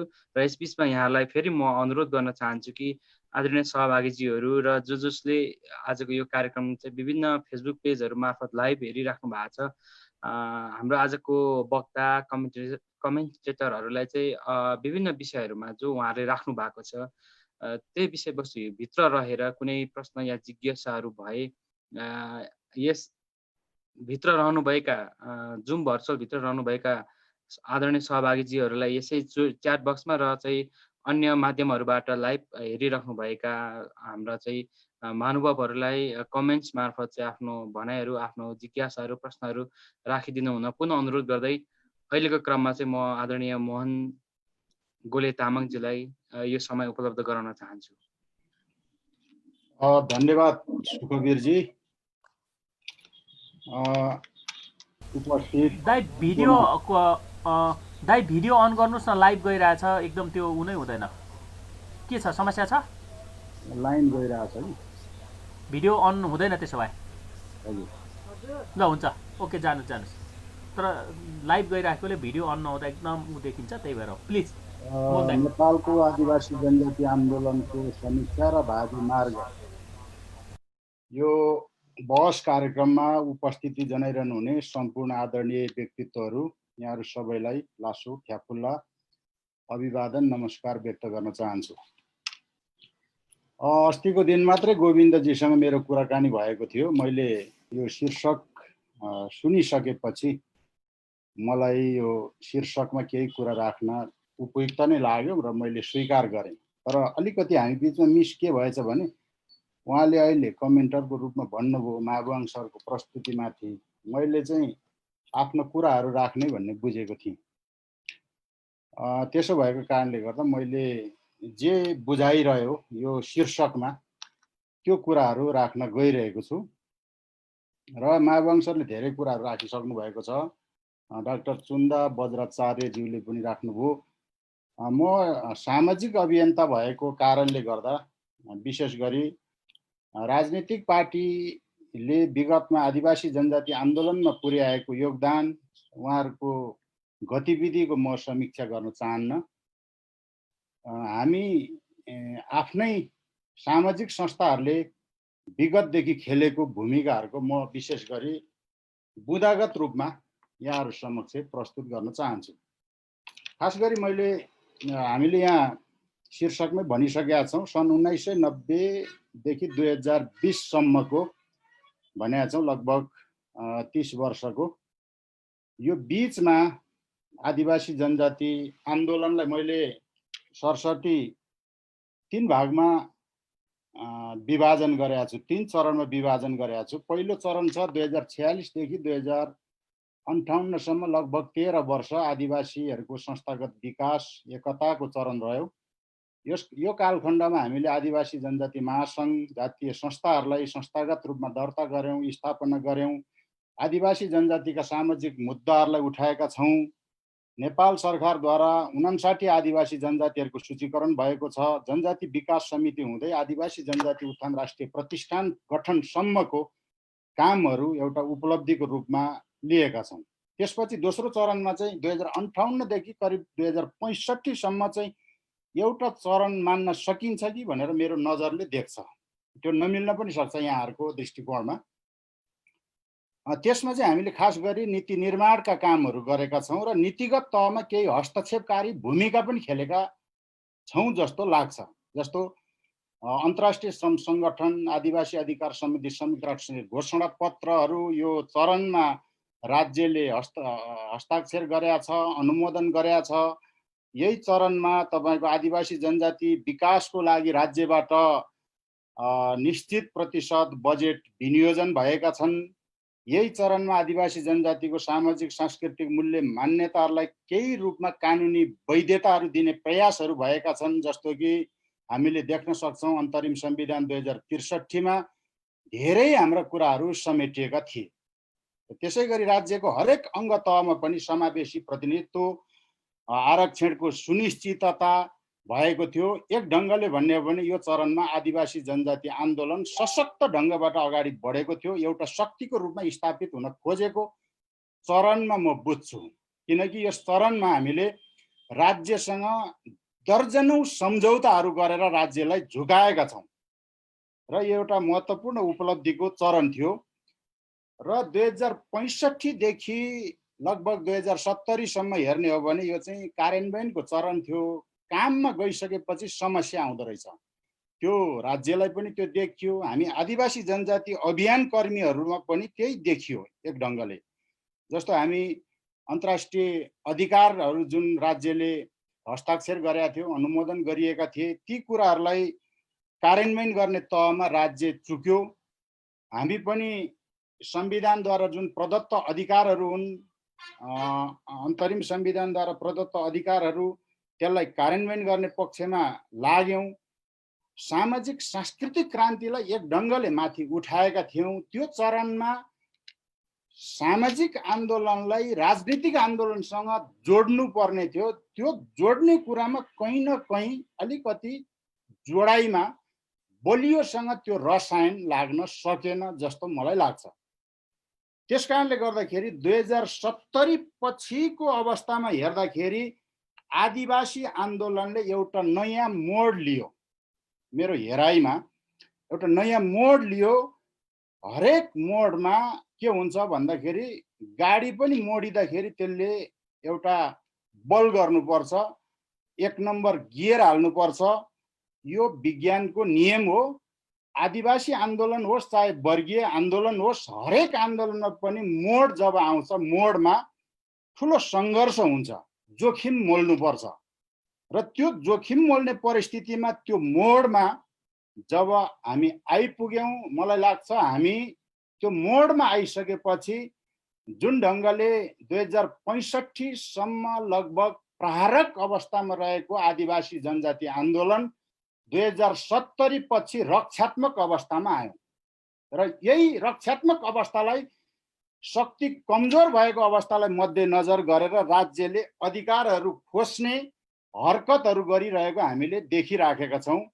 यो बीचमा तपाईँको आरक्षणका कुराहरू खोज्ने कामहरू गरेर देखायो, विधा कटौतीहरू गर्यो, पहिचानका कुराहरू सिद्ध्याउने प्रयासहरू गर्यो। यस खालका कामहरू भएका छन्। त्यस कारणले गर्दाखेरि मलाई के लाग्छ भने यो मोडलाई हामीले एउटा अवसरको रूपमा बुझ्नु पर्थ्यो। त्यो बुझाइमा अलिकति कमजोरी गर्यौँ कि जस्तो मलाई लाग्छ। किनभने यो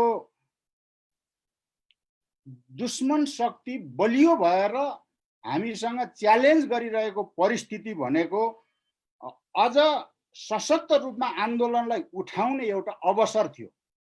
त्यो अवसरलाई अलिकति हामीले सशक्त ढङ्गबाट उठाउन सकेनौँ। त्यो उठाउन नसक्दाखेरि अहिले हामी अलिक आन्दोलनबाट पछाडि फर्केको हो कि आन्दोलन सकिएको हो कि त्यस्तो किसिमको अवस्था प्रतिक्रियाहरू सामाजिक सञ्जालहरूमा पनि देख्न सक्छौँ।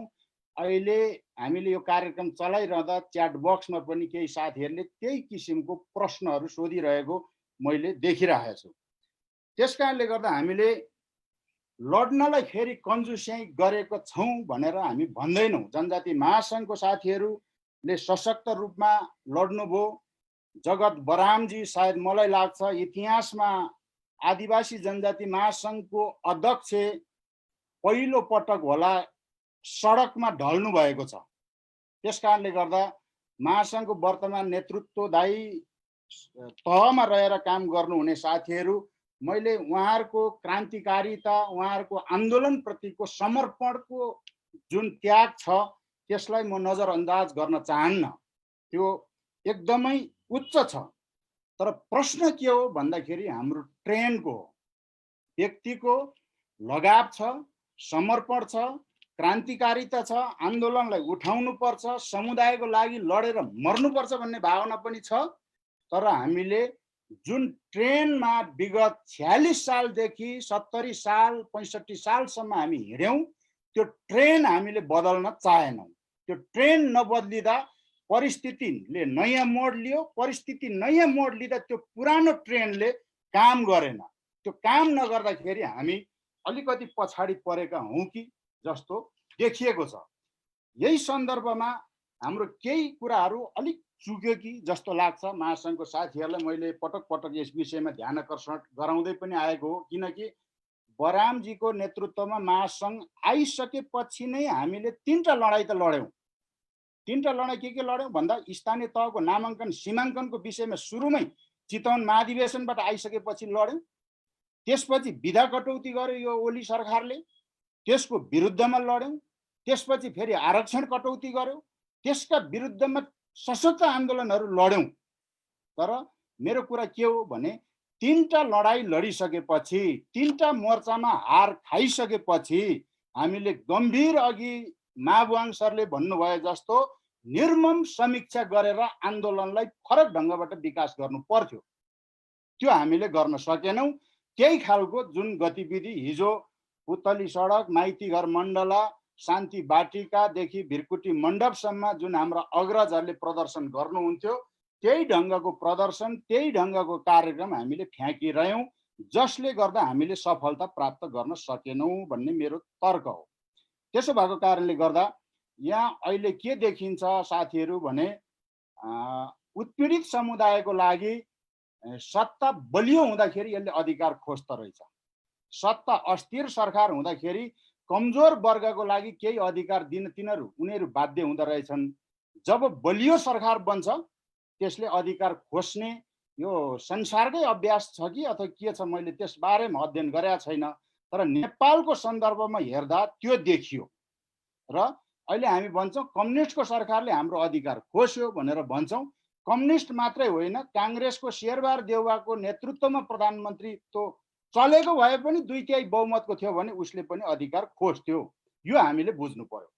र त्यस कारणले गर्दा हाम्रो आन्दोलन अलिकति सृजनात्मक ढङ्गबाट अगाडि बढ्न सकेन, आन्दोलनमा नवीनता ल्याउन सकेन, नयाँ मोडमा नयाँ ढङ्गबाट राजनीतिक आन्दोलनलाई हामीले अगाडि बढाउन नसक्दा अहिले मलाई लाग्छ हामी प्रतिरक्षात्मक अवस्थामा छौँ। हामी जहिले पनि प्रतिक्रिया मात्रै व्यक्त गरिरहेका छौँ। राज्यले क्रिया गर्छ, हामी प्रतिक्रिया व्यक्त गर्छौँ। राज्यले मुद्दा हाल्छ, हामी प्रतिवादी जस्ता भएका छौँ। आदिवासी हामी पहिलो बासिन्दा, पहिलो हकदार भनेर हामी भन्छौँ। तर हामी काम चाहिँ के गर्छौँ भन्दा उसले अधिकार खोज्ने काम गर्छ, उसले दमन शोषण विभेद गर्ने काम गर्छ, हामी त्यसको प्रतिवादी खाप्ने काम मात्रै गरिरहेछ। त्यसो भएको कारणले गर्दाखेरि यो हाम्रो अलिकति रक्षात्मक स्थिति, जस्तो गोविन्दजीले 2-3वटा किताबहरू सम्पादन गरिरहेको मैले हेरिराखेको छु। त्यो हेर्दाखेरि उहाँले पहिला ल्याउनु भयो प्रतिरोधको राजनीति भनेर ल्याउनु भयो, अहिले फेरि पछाडि अहिले आदिवासी प्रतिवाद भनेर ल्याउनु भएको छ। यो खालि हामी चाहिँ प्रतिवादी जस्तो मात्रै भयौँ क्या। त्यस कारणले गर्दा हामीले यो आन्दोलनलाई नयाँ ढङ्गबाट अगाडि बढाउने किसिमले सोचौँ। अब आन्दोलनको बिल्कुल मलाई लाग्छ नयाँ कोर्स सुरु भयो। आन्दोलनले नयाँ मोड लिन खोज्यो। हिजोको ट्रेनलाई पछ्याउने होइन, त्यो ट्रेनलाई विकास गरेर हामीले अगाडि बढ्ने हो र मुद्दाको पक्षमा हामीले लड्नुपर्छ भन्ने मलाई लाग्छ। धेरै साथीहरूले मलाई भन्नुहुन्छ, अहिले म एउटा पुस्तक लेख्दैछु, त्यो सम्पादनको क्रममा छ। त्यो लेख्ने क्रममा पनि साथीहरू धेरैले भन्नुहुन्छ कि हाम्रो मुक्तिको बाटो भनेको 2टा मात्रै भनेर भन्नुहुन्छ। एउटा ब्यारेट, अर्को बुलेट भनेर भन्छ। तर मलाई यो 2टै ठिक लाग्दैन। न ब्यारेटबाट आदिवासीहरूले अधिकार पाउन सक्छ, सत्तामा हस्तक्षेप गर्न सक्छ, न बुलेटबाट नै गर्न सक्छ। यो त बाहुन थ्योरी हो। त्यसो भएकोले हामीले नितान्त ग्रामीण चेतना, हाम्रो शक्ति भनेको गाउँमा छ, ग्रामीण चेतनालाई उठाएर सहरी विद्रोह गर्नु अहिलेको आवश्यकता हो।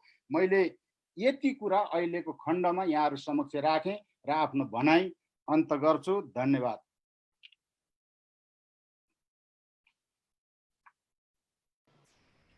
हस्, धेरैभन्दा धेरै धन्यवाद आदरणीय अध्यक्षज्यू, नेपाल तामाङ घेदनका अध्यक्षज्यूले आजको यो कार्यक्रममा आफ्नो चाहिँ प्रतिक्रिया दिने क्रममा हामी आदिवासी जनजातिहरूको विभिन्न आन्दोलनको चाहिँ उहाँले आफ्नो तर्फबाट चरणहरूको बारेमा पनि विस्तृत रूपमा हामीलाई बताएर बिदा हुनुभएको छ। अब यस पछाडि हामी कार्यक्रमको लगभग अन्त्यतिर आइसकेका छौँ। आज हामीले यो समयको पाबन्दीलाई मध्यनजर गर्दै यो च्याट बक्समा र चाहिँ कमेन्टहरूमा आएको चाहिँ प्रतिक्रियाहरूलाई मात्रै समेट्ने जमर्को गर्दैछौँ। हामीले यहाँहरूको चाहिँ बोलेरै प्रश्न या जिज्ञासा लिन सक्ने अवस्था नभएको हुनाले आयोजकको तर्फबाट क्षमा प्रार्थी पनि छौँ। त्यसो भएको हुनाले अबको क्रममा हाम्रो आजको वक्ता ज्यूलाई चाहिँ हेरिराख्नु भएको हुनुहुन्छ होला मलाई लाग्छ। यो विभिन्न चाहिँ हाम्रो चाहिँ सहभागीजीहरूले प्रश्न जिज्ञासाहरू सोधिराख्नु भएको छ, स्क्रल गरेर हेरिराख्नु भएको होला। यहाँलाई हामीले पनि सहयोग गर्नेछौँ र अबको क्रममा चाहिँ हाम्रो वक्ता आदरणीय बालकृष्ण महाभवङज्यूलाई हाम्रो चाहिँ कमेन्टेटर्सहरूले राख्नुभएको कुराहरू साथै यो चाहिँ हाम्रो सहभागीजीहरूले राख्नुभएको जिज्ञासा या प्रश्नहरूलाई सम्बोधन हुने गरी आफ्नो भनाइहरू राखिदिनु हुनका लागि म हार्दिक अनुरोध गर्न चाहन्छु।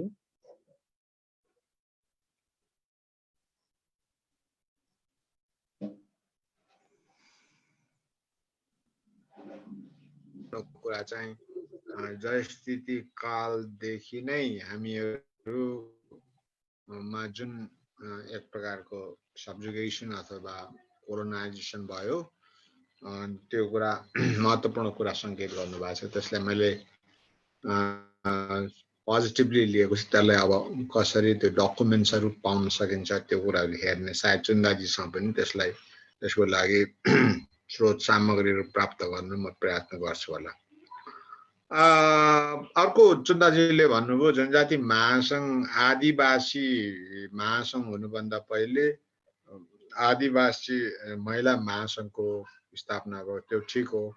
जनजाति महासङ्घ चाहिँ खास गरिकन आदिवासी जनजाति उत्थान प्रतिष्ठानको ऐन आएपछि जनजाति महासङ्घ आदिवासी जनजाति महासङ्घ भनेर ऐनमा चाहिँ व्यवस्था गर्यो। तर नेपाल जनजाति महासङ्घ थियो त्यतिखेर। नेपाल जनजाति महासङ्घ अब आदिवासी जनजातिहरूले त्यत्रो के अरे लबिङ गरेर आन्दोलन गरेर प्राप्त गरेको जनजाति महासङ्घ चाहिँ नेपाल जनजाति महासङ्घ ऐनमा उल्लेख नगरेको हुनाले गर्दा आदिवासी जनजाति महासङ्घ ऐनमा उल्लेख छ। यता नेपाल जनजाति महासङ्घलाई चाहिँ नेपाल आदिवासी जनजाति महासङ्घ भन्नुपर्ने एउटा बाध्यात्मक अवस्था आएपछि 5औं महाधिवेशन पछाडि नेपाल आदिवासी जनजाति महासङ्घ भएको हो। अझै त्यहाँ इन्ट्रेस्टिङ एउटा परिघटना पनि म छ यहाँलाई भन्न चाहन्छु। ऐनमा आदिवासी जनजाति महासङ्घ भएको, यता चाहिँ नेपाल जनजाति महासङ्घ भएको, त्यही बिचमा 2-4 जना जनजाति मित्रहरूले यो ऐनमा भएको आदिवासी जनजाति महासङ्घ चाहिँ नेपाल जनजाति महासङ्घ होइन, नेपाल जनजाति के अरे आदिवासी जनजाति महासङ्घ चाहिँ यो हो, हाम्रो भनेर एउटा गठन पनि गर्न प्रयत्न गर्नुभएको थियो के। त्यसले गर्दाखेरि यस्ता केही घटनाले गर्दा 5औं महाधिवेशन पछाडि नेपाल जनजाति महासङ्घ चाहिँ आदिवासी जनजाति महासङ्घको रूपमा आयो। अब गोलेजीले भन्नुभएको कुराहरू ठिकै छ। अब त्यो सबै फेरिस त उहाँले ल्याउनुको ठिकै छ। तर अब समीक्षा र आगामी आन्दोलनको परिभाषा अथवा त्यसको मार्गचित्रको बारेमा काम गर्नुपर्छ, त्यो कुरा उहाँको ठिकै छ। अब तपाईहरु सहभागीहरूले मलाई अलिक च्यालेन्ज गर्नुहुन्छ होला भनेको गर्नु भएन। 1-2टा तपसिलका प्रश्नहरू उठेको छ। मनमास्कीजीले उठाउनु भएको कुरा यो जनजाति महासङ्घको भवन आफ्नै बनाउने, अफिस आफ्नै भवन बनाउने सोच छ कि छैन भनेर सोध्नु भएको छ। यो त जनजाति महासङ्घ आदिवासी जनजाति महासङ्घले दिने जवाफ हो, मलाई थाहा छैन यो। अर्को डम्बर तमुजीले यो 78 को जनगणनाको बारेमा के छ कस्तो छ तयारी भन्नुभएको छ। मलाई जहाँसम्म लाग्छ त्यो परम्परा नै छ। अब आफ्नो जाति भाषा धर्म लेख्ने लेखाउने, अब त्यसमा 78 को बारेमा पनि विभिन्न सङ्घ संस्थाहरू क्रियाशील हुनुहुन्छ भन्ने लाग्छ।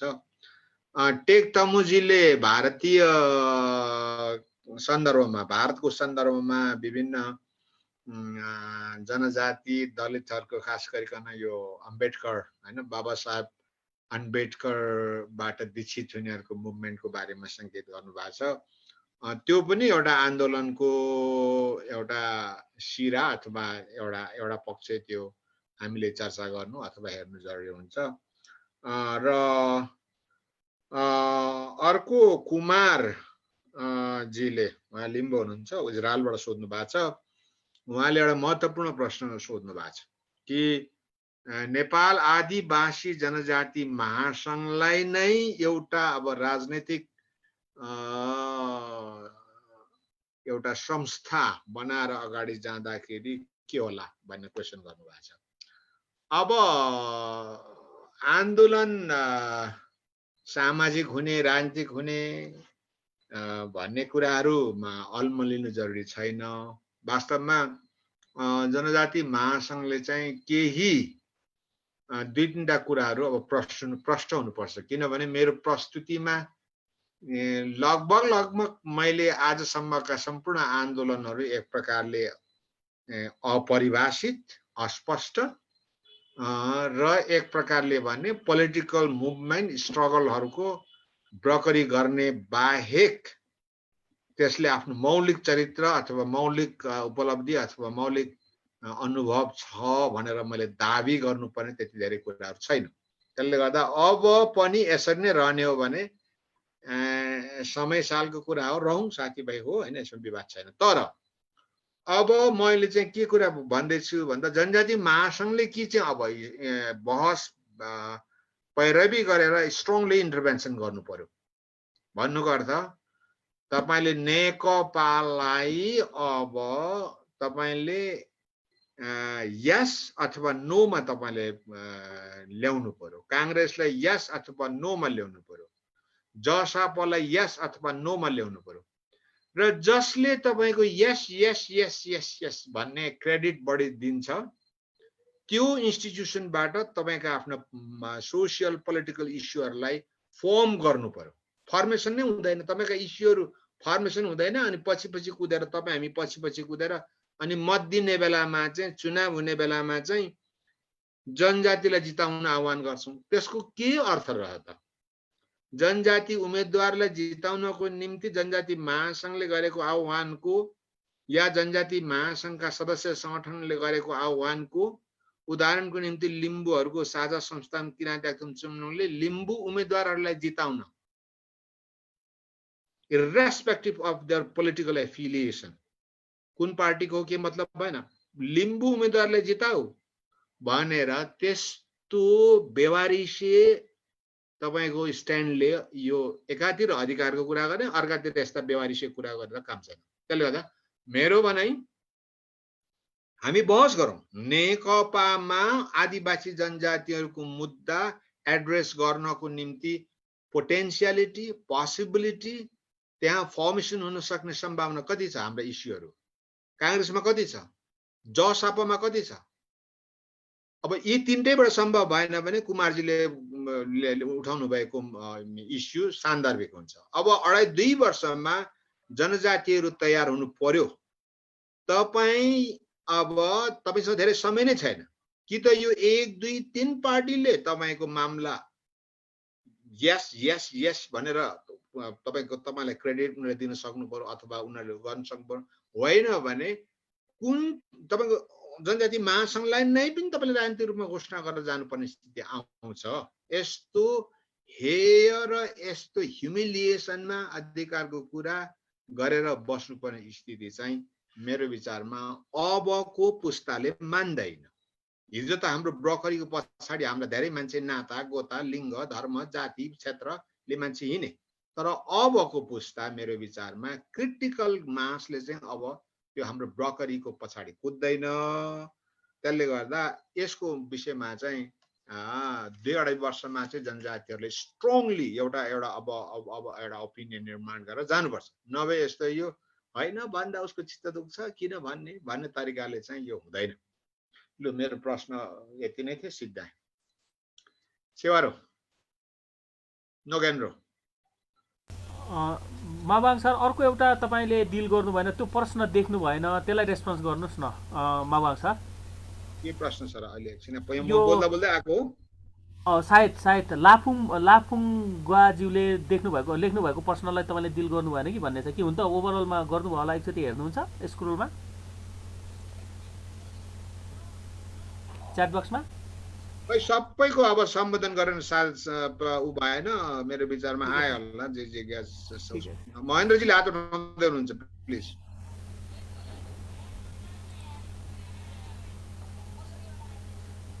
लाफुङ अरे लाफुङ नामै देख्दैन म।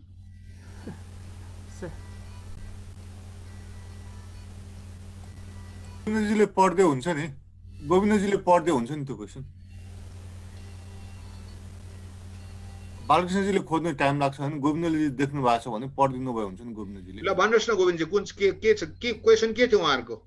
हुन त डिल भइराखेको छ हैन, त डिल चाहिँ भइराखेको छ, ठिकै छ। यसमा उ गराउन डिल त गर्नु भएको छ ओभरअल ठ्याक्कै। महेन्द्रजी तपाईँ के छ प्रश्न प्लिज? मेरो कमेन्ट त धेरै छ, अब यहाँ पछि तपाईहरु म कुरा गरौँला हैन कि अब यहाँ गर्दाखेरि फेरि अब यो फर्म्याटै यो डोमिनेट गरे जस्तो हुन्छ।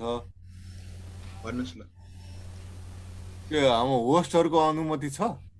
हुन्छ, केही छ भने कमेन्ट गर्नु न डाक्टर साहब, 3-4 मिनेट। ए ल उसो भयो नि, मैले चाहिँ यो च्याप्टरको दृष्टिकोणले कमेन्ट गर्छु है। Please please. तपाईले एकदम चुरो कुरो उठाउनु भयो हैन, तर तपाईको त्यो टेम्पोरल स्कोप चाहिँ धेरै लामो भयो क्या। पृथ्वीनारायण शाहदेखि गर्नुभयो, डाक्टर चुन्दाले फेरि अब जयस्थिति मल्लको कुरा गर्नुभयो हैन। त्यसले गर्दा त्यो सबै गहिरिएर एनालिसिस गर्न भ्याइँदैन होला च्याप्टरमा। यो त किताबकै स्कोप हो क्या, टेम्पोरल छ, समय अवधि कमजोर गर्दा। त्यसले गर्दा मेरो सजेसन चाहिँ खालि यो 47-48 सालदेखि महासङ्घ निर्माण भएदेखिको समय अवधिलाई हेर्ने हो कि, अनि खालि यो राजनीतिकरण पनि अब विभिन्न अब अरू बेला भएको आन्दोलनलाई भन्दा पनि खालि नेफिनलाई केस स्टडी बनाएर, किनभने मेरो विचारमा तपाईँको कतिपय क्रिटिकहरू नेफिनसँग रिलेटेड छ कि जस्तो लाग्यो क्या। जस्तो अब अहिले पनि जनमुक्तिले पनि आन्दोलन गरेको धेरै भयो होइन, कुमारजीहरूले नै अरूले उनीहरूलाई पनि नेपाली काङ्ग्रेसमै लागेका साथीहरूसँगै दाँजेर त हेर्नु मिल्दैन नि। त्यसले गर्दा तपाईँको मेरो विचारमा क्रिटिसिजम जुन जायज छ त्यो चाहिँ नेफिनसँग सम्बन्धित क्रिटिसिजम हो कि, त्यसले गर्दा नेफिनलाई फोकस गरेर एउटा केस स्टडीको रूपमा बढी चाहिँ त्यसमा लागेर गर्दाखेरि चाहिँ अलिकति एनालाइसिस डिपर हुनसक्छ क्या, त्यो गहकिलो बन्न सक्छ। नभए सबैतिर छुँदाखेरि नेफिनमा पनि गरेर जानु सकिँदैन भन्ने मलाई एउटा लागेको हो है। अब तपाईँको त्यो प्लेटफर्म ब्रोकरेज भनेको अहिलेको चुनौती नै त्यही हो क्या। र त्यो विशेष गरी अहिले नेफिन र जातीय सङ्घ संस्थाहरूमा देखिन्छ होइन, नेफिनको अब कन्स्टिट्युएन्ट युनिटहरूमा देखिन्छ। तपाईँको त्यो मेन मेरो क्रिटिसिजम त्यही हो जस्तो लाग्छ। त्यसले गर्दा एक्सप्लिसिटली उनीहरूमै रहेर, नत्र अन्त अब जस्तो जनमुक्ति अब मञ्च अरू विभिन्न पार्टीहरूलाई त उनीहरूलाई त त्यो आरोप त लाउनु मिलेन, किन उनीहरूले त सके नसके आफ्नो तवरले त त्यो गरिरहेका छन् होइन।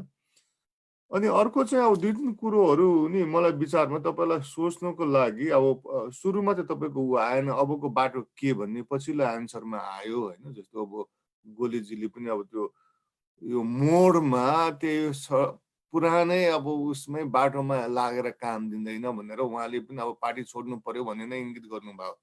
तपाईँले पनि लास्टमा आएर त्यतैतिर रेस्पोन्स त्यही गर्नुभयो। मेरो विचारमा त्यो ठिकै छ, तर त्यो राम्रो ठिकै हो होइन। तर नेपालमा एक थरीका साथीहरू के छ भने यो दलीयकरण नै काम लाग्दैन भन्नेतिर पनि लाग्नु भएको छ क्या। त्यसले गर्दाखेरि अब मेरो विचार तपाईँ हाम्रो लाइन मिल्छ होला। दलीयकरण भन्नाले काङ्ग्रेसको दलीयकरण हो कि अब जसपाको दलीयकरण हो कि जनमुक्तिको दलीयकरण हो, त्यो फरक छन् होइन। त्यसले गर्दा मेरो विचारमा त्यो यो त तपाईँसँगको क्रिटिसिजम होइन कि ओभरअल जुन केही साथीहरूको क्रिटिसिजम छ त्यसप्रति हामी चनाखो हुनुपर्छ कि कुनै दलीयकरणले हामीलाई काम लाग्छ होइन, कुनै दलीयकरणले हामीलाई अब काम गरिरहेको छैन भन्ने कुरो। अनि अर्को चाहिँ मेरो विचारमा तपाईँको अब त्यो यो ब्रोकरिङको जुन अब अहिले जुन छ त्यो पेसिमिस्ट अवस्था छ होइन। अब जातीय संहितालाई पनि युज गरेको छन्, नेपालमा पनि युज गरिरहेका छन्। तर अब त्यसलाई हेर्दाखेरि नि अहिले टेकजीले पनि अब इन्डियाको उदाहरणहरू त्यो भिडियोहरू पोस्ट गर्नुभयो। मैले त्यो अहिलेको भिडियोहरूको त पोस्ट हेरेको छुइनँ होइन, तर अब कञ्चनचन्द्रको दलितहरू सम्बन्धीको ऊहरू हेरेको छु। र त्यो अनि अब इभन ल्याटिन अमेरिकामा आदिवासीहरूको आन्दोलनलाई हेर्ने भयो, उनीहरूको आन्दोलन पनि एक समय यसरी नै गएको थियो क्या। पोलिटिकल पार्टी, विशेष गरी लेफ्टिस्ट पोलिटिकल पार्टीहरूले युज गरेको होइन, किनभने उनीहरूले अब सीमान्तकृतको आवाज उठाइदिन्छु भनेको छ, ऊ गरेको छु भनेको छ होइन, भनेपछि थियो। तर पछि त्योभन्दा उनीहरू अगाडि बढे होइन, आफ्नै मुभमेन्टहरू, आफ्नै पोलिटिकल पार्टीहरू इस्टाब्लिसहरू गरे। त्यसले गर्दा मेरो विचारमा त्यो लिट्रेचरसँग तपाईँ इन्गेज हुनुभयो भने त्यो पछिल्लो बाटोहरूलाई त्यो देखाउन अलिकति सजिलो हुन्छ कि होइन। त्यो विशेष गरी अब त्यो किताबहरूको अब 2-4वटा किताबहरू राम्रै छन्, तर भ्यानकटको किताबहरूबारे डक्टर भट्टराईले पनि बारम्बार पहिला चर्चा गर्नुहुन्थ्यो। डक्टर भट्टराईसँग त्यो किताब हुनु पनि सक्छ होइन। त्यसले गर्दाखेरि अब त्यसले पनि हेल्प गर्छ। अनि अर्को चाहिँ मलाई लागेको नि अब अर्को एउटा यो नेसनलिस्ट, अब हामीले हेर्नुपर्ने चाहिँ नेसनलिस्ट मुभमेन्ट वा इथनिक मुभमेन्ट भनौँ वा नेसनलिस्ट मुभमेन्ट। नेसनलिस्ट भन्दा ब्रडर अब नेपाली नेसनलिस्ट मुभमेन्ट होइन कि आदिवासी आदि जनजातिहरूको मुभमेन्ट भनौँ न। त्यो मुभमेन्ट हेर्दाखेरि त्यो मुभमेन्ट एउटा के पनि भन्छ भने एउटा कोहेसिभ आइडेन्टिटी बिल्ड गर्नुपर्छ आन्दोलनको लागि, त्यो पूर्वाधार हो। र अब हामी आदिवासी भन्छौँ होइन, र महासङ्घले मेरो विचारमा त्यो आदिवासी पहिचान निर्माण गर्नको लागि धेरै ठुलो योगदान गरेको छ। किनभने पहिलाको दाँजोमा जसले हामी धेरैले आदिवासी भन्छौँ, तर पनि आजको अवस्थामा पनि आएर थारूले बेग्लै आफ्नै आन्दोलन गर्छ होइन, लिम्बूहरूले बेग्लै आफ्नै आन्दोलन गर्छन्, काठमाडौँमा नेवारहरूले खोक्ना सोक्नामा आफ्नो बेग्लै आन्दोलन गरिरहेका छन्। त्यसले गर्दा त्यो बढिरहेको छ त्यो आदिवासी हौँ भन्ने आइडेन्टिटी, तर अझै पनि हामी समग्रमा आदिवासी भइसकेका छैनौँ होइन। भन्नाले कोहेसिभ एउटै आइडेन्टिटी सबैको बनिसकेको छैन। सायद त्यो भोलि पनि बन्दैनौँ होला, किनभने हामीले खोजेको त कस्तो भने लिम्बूहरू स्वतन्त्र भएर अटोनोमस रूपमा आफ्नो बारे आफै निर्णय गर्न सकुन्, नेवारहरू त्यसरी नै गर्न सकुन्। र यो सन्दर्भमा हामीले अब 35%, 37% छ भन्नु एउटा अब नारा गर्नु एउटा ठाउँमा छ, त्यसलाई युज गर्नु आफ्नो ठाउँमा छ, तर त्यो च्यालेन्जलाई कसरी ओभरकम गर्ने भन्ने प्रश्नहरू पनि त्यो आउनु सक्छ होइन। त्यसले गर्दाखेरि मुख्यतः त्यही हो मेरो अब सल्लाह चाहिँ यो च्याप्टरलाई अब अलिकति म्यानेजेबल गर्नुको लागि, अब कि त किताब लेख्नुतिर जानु पर्यो होइन, नभए अलिक म्यानेजेबल गर्नुको लागि चाहिँ 47-48 साल पछिको केसलाई लिएर विशेष गरी नेफिन र नेफिनसँग आबद्ध जातीय सङ्घ संस्थाहरूलाई लिएर त्यसमा फोकस हुनुभयो भने अलिकति धन गतिलो हुन्छ भन्ने मेरो सुझाव है, मेरो क्याप्चरको दृष्टिकोणले। Thank you doctor Lauti. Doctor take please केही एड गर्न चाहनुहुन्छ? हात फ्याट्टै उठाउनु भयो, त्यही भएर केही समय प्लिज। हजुर, म 1 मिनटमै भन्छु। सायद हामीले सर्टेन कुराहरू यो भारतीय मुभमेन्टबाट चाहिँ सिक्नै पर्छ जस्तो देखिँदैछ, किनभने हाम्रो अहिलेसम्मको कुराकानीहरू पार्टीबाट निर्देशित जस्तो भएर र त्यही पार्टीमा हाम्रा कुराहरू खोज्ने प्रयास गरेकोले चाहिँ कतै हामी सधैँभरि जनवर्गीय सङ्गठन अस्ति नै पनि उठिसकेका थियो कुरा, त्यसैमा गएर टुङ्गेको अवस्था भएको हुनाले सायद त्यहाँनिर अहिलेको आन्दोलनमा चाहिँ त्यहाँ आदिवासीहरूले इन्डियामा चाहिँ के गरिरहेछन् भने कन्सेप्चुअली धेरै पर पुगेछन्। कहाँ पुगेका छन् भन्दाखेरि हिजो करिब 1700 BC भन्दा अगाडि जति बेला ब्राह्मणहरूले आक्रमण गर्न सुरु गरे भनिन्छ, अनि त्यो सुरु गरेको भनेकोबाट अहिले किन उनीहरूले चाहिँ सबै कुरालाई चाहिँ अहिले आएर त्यो कुरालाई डिएनए थ्रु उनीहरूले चाहिँ आन्दोलन गरिरहेछ कि डिएनए, जसको डिएनए चाहिँ किन चाहिँ त्यसमा कन्सेप्चुअली केसम्म लगेको छ भन्दाखेरि किन ब्राह्मणहरूले महिला, स्त्री, बच्चा बच्ची र सबै अरूलाई चाहिँ अछुत शूद्र किन भन्यो भन्ने कुराको कन्सेप्ट समेत चाहिँ डिएनएबाट उनीहरूले गाँसेर बोलिरहेको छ कि किन भन्दा तात्कालीन समयमा चाहिँ उनीहरूले आफू चाहिँ लोग्ने मान्छेहरू मात्रै आए र यहाँ आएर यहाँका आदिवासीहरूसँग चाहिँ विवाह गरे, त्यसले गर्दा उनीहरूका स्त्रीहरू सबै अछुत भए भन्ने समेतको चाहिँ कन्सेप्चुअली उनीहरूले लगेर गएको छ कि त्यसले गर्दाखेरि इन्डियाको ब्राह्मणवाद र नेपालको ब्राह्मणवादमा खासै फरक छैन। त्यसले गर्दाखेरि यो पनि एउटा एकदमै टेक्निकली इम्पोर्टेन्ट एस्पेक्ट हुनसक्छ। सायद अलिकति अध्ययन गर्यो भने र यो मानव मेश्रमको चाहिँ मावन मेश्रमको चाहिँ स्पिचेसहरू सुन्यो भने त्यहाँ एकदम स्पष्ट रूपमा चाहिँ 2003 मा माइकल बम्सादले गरेको डिएनए स्टडीले इन्डियाको इन्टायर भनौँ न एथनो पोलिटिक्समा कसरी चाहिँ कायापलट गराउनलाई चाहिँ युजफुल भयो भन्ने बारे चाहिँ एकदम राम्रो विश्लेषण उसले गरेको छ कि त्यसले गर्दा त्यसलाई एकचोटि चाहिँ सुन्नु राम्रो हुन्छ। त्यसमा सिरिज अफ भिडियोजहरू छन्, त्यो सुन्यो भने चाहिँ अवश्य पनि त्यसले कन्सेप्चुअली धेरै हेल्प गर्छ भन्ने मलाई लाग्छ। हस्, धन्यवाद। Thank you doctor Tek Gurung. अब चाहिँ सरले दुईटा प्रश्न पछाडि एडिसनल प्रश्न छ, मैले पढिदिनुपर्छ माबाङ सर? प्लिज पढिदिनुहोस्। अलिकति एक्सचेन्ज भएन कि भन्ने लाग्यो। हुन त त्यो डिल गर्नु भएको छ, अघि भर्खर डाक्टर टेकले पनि त्यो कुरालाई जोड्नु भएको छ होइन, तर मैले जे जस्तो छ त्यस्तै म पढिदिन्छु। अंशु वर्मा लुम्फुङ्गा भन्नेले लेख्नु भएको छ, आदिवासी आन्दोलनमा प्रायः नेतृत्वहरू चाहिँ राज्यको अथवा मूलधारका राजनीतिक दलद्वारा निर्देशित जस्तो देखिन्छ। यो प्रवृत्तिको कुरा यस्तो देखिन्छ।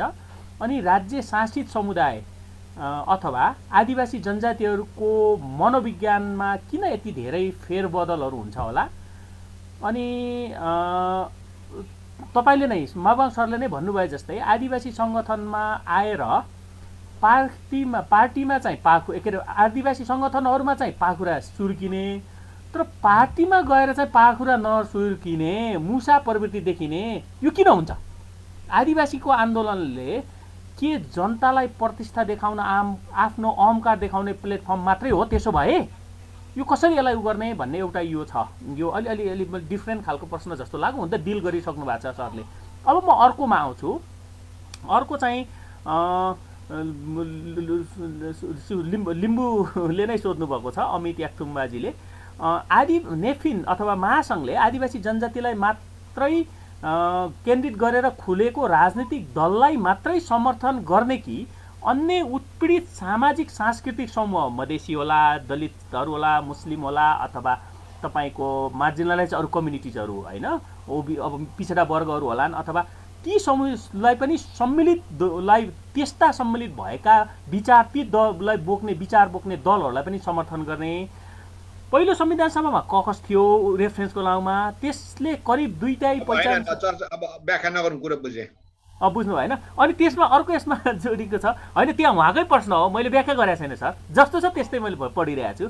अनि महासङ्घ र घटककोहरूले किन राजनीतिक उसलाई चाहिँ विधेयकहरूलाई च्यालेन्ज गर्न सकिरहेको छैनन्? जस्तै समानुपातिकतामा गइरहेछन्, यो छ, यो खालको छ। अनि अब यसैमा चाहिँ अरू चाहिँ लगभग त्यही छ। अनि आगामी बाटोमा सेकेन्ड पार्टमा सरले उ गर्नुभएको छ, अलिकति डिल गर्नुभएको छ।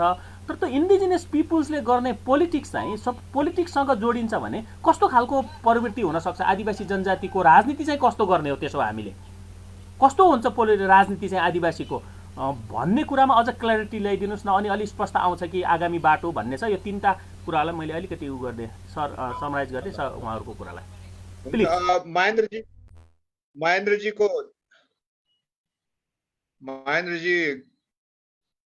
सुझाव अथवा टिप्पणी त्यो नितान्त त्यो च्याप्टरसँग रिलेटेड कुरा हो।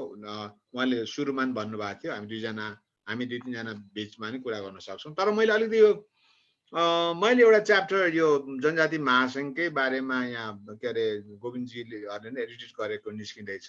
त्यहाँ चाहिँ मेरो अनुभवको रूपमा त्यसमा बढी महासङ्घलाई मैले त्यहाँ महासङ्घको त्यो 47-48 पछाडि अहिलेसम्मको मैले त्यहाँ विवेचना गरेको छु। अब यो लेख्दा चाहिँ त्योभन्दा फरक लेख्नु पर्यो कि त त्यही छाप्नु पर्यो होइन। अब मैले लेखेर बुझाएँ भने तपाईँहरूले दिनु पर्यो भन्दाखेरि यो अलिक फरक पार्नु पर्यो भन्दाखेरि अलिक म एक्सटेन्ड भएँ।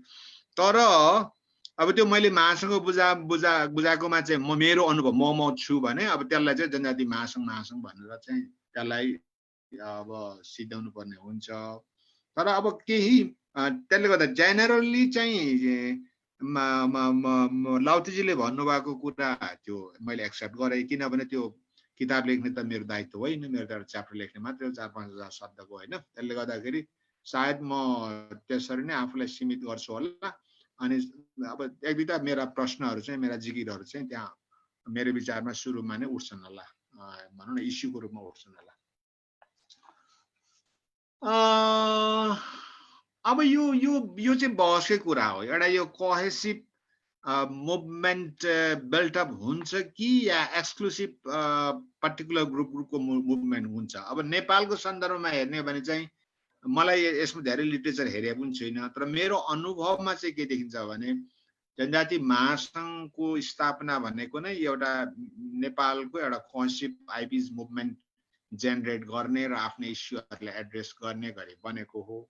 तर यो चाहिँ अहिलेसम्म हुन सकेको छैन। हुन नसक्नुमा चाहिँ अघि मैले उठाएका क्वेसनहरू पनि पर्टिनेन्टली प्ले गर्छन्। अब यो कोहेसिभ मुभमेन्टमा लग्नको निम्ति के गर्नुपर्छ होला भन्ने चाहिँ बहसको विषय हुन सक्छ। किनभने अब एकदमै कुनै पनि ग्रुप एकदम कोहेसिभली आफ्नो डेमोग्राफिक एउटा कोहेसिभनेस कहीँ पनि जियोग्राफीमा उसले प्रस्तुत गर्न सक्दैन। सक्ने भनेको लिम्बू हो। लिम्बूको पनि तपाईँको लिम्बुवानमा उसको डेमोग्राफी हेर्ने हो भने एकदम कमजोर छ। त्यसले गर्दा त्यसमा अरू नन लिम्बू इन्डिजिनस पिपुलहरूसँग एउटा कोहेसिभ मुभमेन्टमा उसले काम गर्न सकेन भने त्यो काम लाग्दैन। त्यसले गर्दा ती दुईटा कुराहरूलाई कसरी उनीहरूको एक्सक्लुसिभ मुभमेन्टलाई टाइअप गर्ने अनि कोहेसिभ मुभमेन्ट बिल्डअप गर्ने भन्ने चाहिँ अलिकति हेर्नै पर्छ जस्तो लाग्छ। टेकजीले भन्नुभएको कुरा एकदमै टेक्निकल कुरा छ, त्यो कुरा हामीले चर्चा अहिले गरेर साध्य भएन।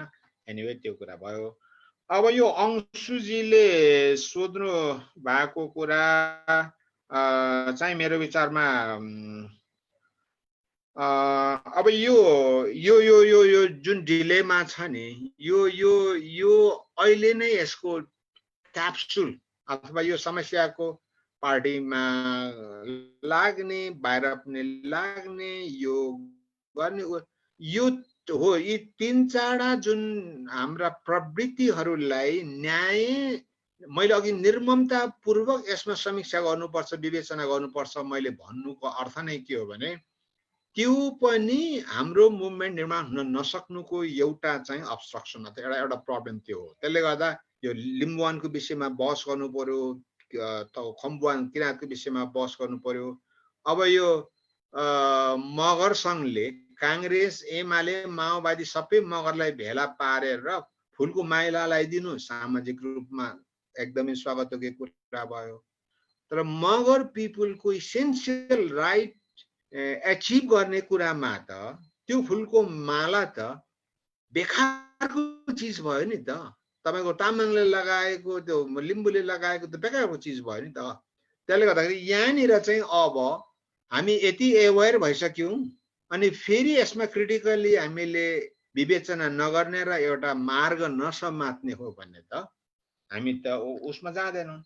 अब अर्को यो अमितजीले उठाउनु भएको क्वेसनमा चाहिँ के छ भन्ने, अब यसमा मेरो एउटा क्वेरी छ। के क्वेरी छ भने इन्डिजिनस पिपुलको सेक्टरल इस्यु मात्रै उठाएर आन्दोलन गरेर पुरै स्टेट लाइन नै क्याप्चर गर्ने, स्टेट लाइन नै गभर्न गर्ने, यहाँ त स्टेट रिफर्मेसनको कुरा पनि छ। यहाँ त स्टेट भन्ने कुरा हामीले चाहिने चाहिँदैन, हामी स्टेटको पक्षपाती होइनौँ भनेर कि त अब आफ्नै तालले कुरा गर्नु पर्यो। तर हाम्रो राइटहरू सबै स्टेटले नै एड्रेस गर्नुपर्ने भएको हुनाले गर्दा यो सेक्टरल कुरा आदिवासी जनजातिको मात्रै कुरा गरेर पार्टी बनाएर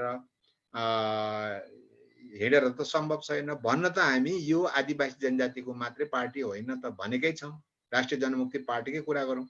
राष्ट्रिय जनमुक्ति पार्टीले थोरै जनजातिको पार्टी हो भनेर मात्र पार्टी हो भनेको छ र? तर गएको 20-25 वर्षको उसको उपलब्धि हेर्ने हो भने त खासै भएन। हुन त कम्युनिस्टहरूले पनि त इन्ट्रेस्टिङ यहाँ तपाईँको ऊ छ, कम्युनिस्टले के भन्यो, सर्वहारा श्रमिक किसानको पार्टी भनेर फ्रम द भेरी बिगिनिङ उनीहरूले भन्दै ल्यायो। अहिले कहाँ पुग्यो? न सर्वहारा छ, न श्रमिक छ न मजदुर छ भन्दाखेरि तपाईले how do you lead, how do you organize, how do you form your political party पनि थ्योरिटिकली हामी एकातिर भनौँला, तर स्ट्राटेजिकली पोलिटिकली चाहिँ प्र्याक्टिकली चाहिँ त्यसको ठुलो महत्त्व हुँदो रहेछ। अब अहिले आएर त अहिले त के भयो, खड्गप्रसाद ओलीले राम्रो काम गरोस् नगरोस् म उसको पार्टीको मान्छे हुँ, म त उसलाई म छोड्नै सक्दिनँ भन्ने भयो। यो त पार्टी त अहिले के भयो भने जाति जस्तो भयो नि, जाति छोड्नु भने त ब्रादरी छोड्नु। त्यसले गर्दाखेरि आदिवासी दलित महिलाको पार्टी हो भनेर हुँदैन भनेर भनौँ भने सरबारा पार्टीको भनेर अहिले सामन्तहरू सबै तपाईको एलाइन भए भन्दाखेरि ए हुने पो रहेछ भन्ने पनि एउटा चाहिँ तपाईको त्यसको देखिन्छ। तर मेरो विचारमा पोलिटिकली चाहिँ कुरा गर्दाखेरि एसर्ट गर्न सक्ने लिडरशिप, पावर, भिजन र एउटा के भने पपुलेसन चाहिँ चाहिन्छ। त्यसको लागि जस्तै एउटा सानो अहिले कुरा गर्न सकिन्छ, जस्तै कुलमान घिसिङ को हो त हैन? कुलमान घिसिङ भन्दाखेरि त आम जनजातिहरूले त भन्न सक्नु पर्यो कि तामाङले नेतृत्व गर्दाखेरि त बाहुन, क्षेत्री, वैश्य, शूद्र सबै राखेर इलेक्ट्रिक विद्युत प्राधिकरण त लिड गर्न सक्ने मान्छे त तामाङ रहेछ नि त भन्दाखेरि के तामाङ पार्टी सम्भव छैन त भनेर भन्दा ए नेपाल इलेक्ट्रिसिटी अथोरिटीले लिड गर्न सक्ने तामाङ किन राजनीतिक पार्टी के अरे लिड गर्न सक्दैन भन्ने क्वेसन त आन्सर त्यहाँ छ नि त हैन? हो, त्यसले गर्दाखेरि चाहिँ अब हाम्रो इस्युहरूलाई कसरी लिड गर्ने, यसका नीति सिद्धान्त ढाँचा राम्रो भएर मात्र पनि भएन, नेतृत्व चाहियो, नेतृत्वमा भएर मात्रै होइन संगठन चाहियो, संगठन भएर मात्रै होइन अब त्यसका समर्थकहरू चाहियो। अब समर्थकको लागि इभेन्चुअली अब 35-37% त अब जनजातिकै पपुलेसन छ भने हाम्रो तर्क छ। अब हामीले राम्रो कुरा गर्न सक्यौँ भने गैर जनजातिहरूले पनि हामीले सपोर्ट गर्ला। त्यसले गर्दाखेरि त्यस्तो भनौँ न कुनै मुलुकमा 1% पनि आदिवासी जनजाति छैन। उदाहरण निम्ति बङ्गलादेश हेर्नुहोस्, बङ्गलादेशको इन्डिजिनस पिपुल्सको तपाईको चकमाको कुरा अथवा चाहिँ तपाईको त्यहाँ मिजोको कुरा, त्यहाँको हिल ट्र्याकको पपुलेसन हेर्नुहुन्छ भने 1% पनि छैन। तर नेपालको स्थिति हो त्यो होइन। तर नेपालको स्थिति त्यो होइन भनेर के गर्ने? एक तपाईको 15-16 हजार पपुलेसनको एउटा जातिको स्थिति के छ, 3-4 लाख पपुलेसनको जाति के छ भन्दाखेरि चाहिँ मेरो विचारमा अब त्यही हो, बहस पैरवी काम चाहिँ गर्नु पर्यो। तर अब पार्टीमा चाहिँ गएर नेताको छेउमा लुत्रुकै बस्ने, जातिमा चाहिँ आएर ब्रुक उठाएर क्रान्तिकारी गर्ने जुन हाम्रो प्रवृत्ति छ त्यसका पोजिटिभ एस्पेक्ट के हुन् त? Over the last 20 years 30 years हामी त यही प्रक्रियाबाट गुज्र्यौँ। अहिले टोटली नेगेटिभ नगरौँ, त्यसको पोजिटिभ एस्पेक्ट के हो त? के बेनिफिट भयो त? अनि त्यसका नेगेटिभ एस्पेक्ट के हो त? कुन चाहिँ कुरो अब क्रिटिकली हामीले हिट गर्ने त? यो हिट गर्दाखेरि बालकृष्ण मावङले चाहिँ के पदक पाएन राष्ट्रपतिबाट अनि म रिसाएर हिट गर्नुपर्ने हो कि आदिवासी जनजाति आन्दोलन तपाईँ हामी सबैले यस this is very critical opinion we have to hit it, हामीले हिर्काउनु पर्छ भनेर सबैले तन्मन वचनले समात्ने हो? अथवा यो कुरा गर्दा चाहिँ यो लिम्बूको कुरा हो हैन? तपाईको दुराको कुरा अर्कै छ, लिम्बूको कुरा छोडिदिउँ, हामी दुरा सल्लाह गरौँ, सल्लाह गर्न पाइन्छ गरौँ। तर पोलिटिकल हाम्रो राइटको निम्ति अब एसर्ट गर्ने हो भने हाम्रा जातीय भाषिक सांस्कृतिक कुराहरूलाई पनि सीमाबद्ध हिसाब किताबले व्याख्या गर्नु पर्यो। त्यसमा निहित भएको एनर्जी त्यहाँबाट निकाल्नु पर्यो र हामी इन्टर ग्रुपमा भएको निकाल्नु पर्यो र भनौँ न नेसनल्ली जुन नेपालका सबै आदिवासी जनजातिहरू एउटा उसमा गएन भने त अहिले त्यो तपाईको थारूले हाम्रो अहिले जेलमा राखेको बिरसिंहले बाइ द वे रेशम चौधरीले त्यसै थुनेको होइन नि। उनीहरूलाई के प्रश्न थाहा छ भने रेशम चौधरीले थुनेन भने केही न केही उत्पात मचाउँछ भनेर थुनेको हो नि त। भन्दाखेरि तपाईँ व्यक्तिगत रूपमा आफै जतिसुकै क्षमता राख्नुहोस्, जातिगत रूपमा जतिसुकै तपाईँको पपुलेसन होस्, क्षेत्रगत रूपमा तपाईँको जतिसुकै लोकप्रियता होस्, नहुने रहेछ। तपाईँले नेसनली नै एउटा वेब ल्याउन सक्नुपर्छ। तपाईँ थुनिँदा जेल कि भत्किनुपर्छ कि भरिनुपर्छ, दुईटामा एउटा हुनुपर्छ। अदरवाइज तपाईँको पोलिटिकल, तपाईँको इन्टेलेक्चुअल, तपाईँको जातीय, तपाईँको पोटेन्सियालिटीले मात्रै चाहिँ एउटा राज्य गल्नेवाला छैन। ल मैले सिद्ध्याएँ।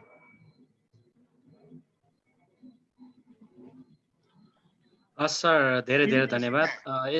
यस बीचमा यो प्रश्नहरू जिज्ञासाहरू हाम्रो वक्ताज्यूसम्म पुर्याइदिनु हुने हाम्रो सचिवालयका आदरणीय उपाध्यक्ष गोविन्द छन्त्यालज्यूलाई धेरै धेरै धन्यवाद भन्न चाहन्छु। र अब हामी कार्यक्रमको अन्त्यमा भएकोले यसभन्दा पछाडि बाँकी जो जतिले चाहिँ आजको यो कार्यक्रममा आफ्नो जिज्ञासा या प्रश्नहरू राख्नै अझै पनि चाहिराख्नु भएको थियो, उहाँहरूप्रति हामी क्षमा प्रार्थी छौँ। आगामी दिनहरूमा फेरि यस्तै कार्यक्रमहरूमा यहाँहरूलाई हामीले यहाँहरूको प्रश्नहरूलाई समावेश गराउने नै छौँ। र अब चाहिँ हामी कार्यक्रमको समापन गर्नतर्फै अगाडि बढ्दैछौँ। आगामी शुक्रबार विशेष गरेर आदिवासी आन्दोलनमा इन्टरसेक्सनालिटीको बारेमा बहस हुने कार्यक्रम रहेको छ, शुक्रबार साँझ 6 बजे। उक्त कार्यक्रममा पनि यहाँहरू सबैजनालाई उपस्थिति सहभागिताको लागि हामी आयोजकको तर्फबाट धेरै धेरै अनुरोध गर्दै अबको क्रममा चाहिँ यो कार्यक्रम सकाइदिनु हुनको लागि नेपाल आदिवासी जनजाति महासङ्घ सङ्घीय परिषद सचिवालयका आदरणीय अध्यक्ष जगत बरामज्यूलाई हार्दिक अनुरोध गर्दै कार्यक्रम सञ्चालनको बिचमा जान अनजानवश केही कमजोरीहरू गल्तीहरू भएमा यहाँहरूले क्षमा दिनुहुनेछ भन्ने विश्वासको साथ फेरि भेट्ने बाचाको साथ यहाँहरू सबैसँग म छुट्टिने अनुमति चाहन्छु। हस्, सेवा, नमस्कार। हस्, धन्यवाद थामीजी। आजको यो महत्त्वपूर्ण कार्यक्रममा वक्ताको रूपमा सहभागी हुनुहुने हाम्रो नेपाल आदिवासी जनजाति महासङ्घका पूर्व प्रमुख, पूर्व महासचिव आदरणीय बालकृष्ण माभङज्यू, त्यसै गरी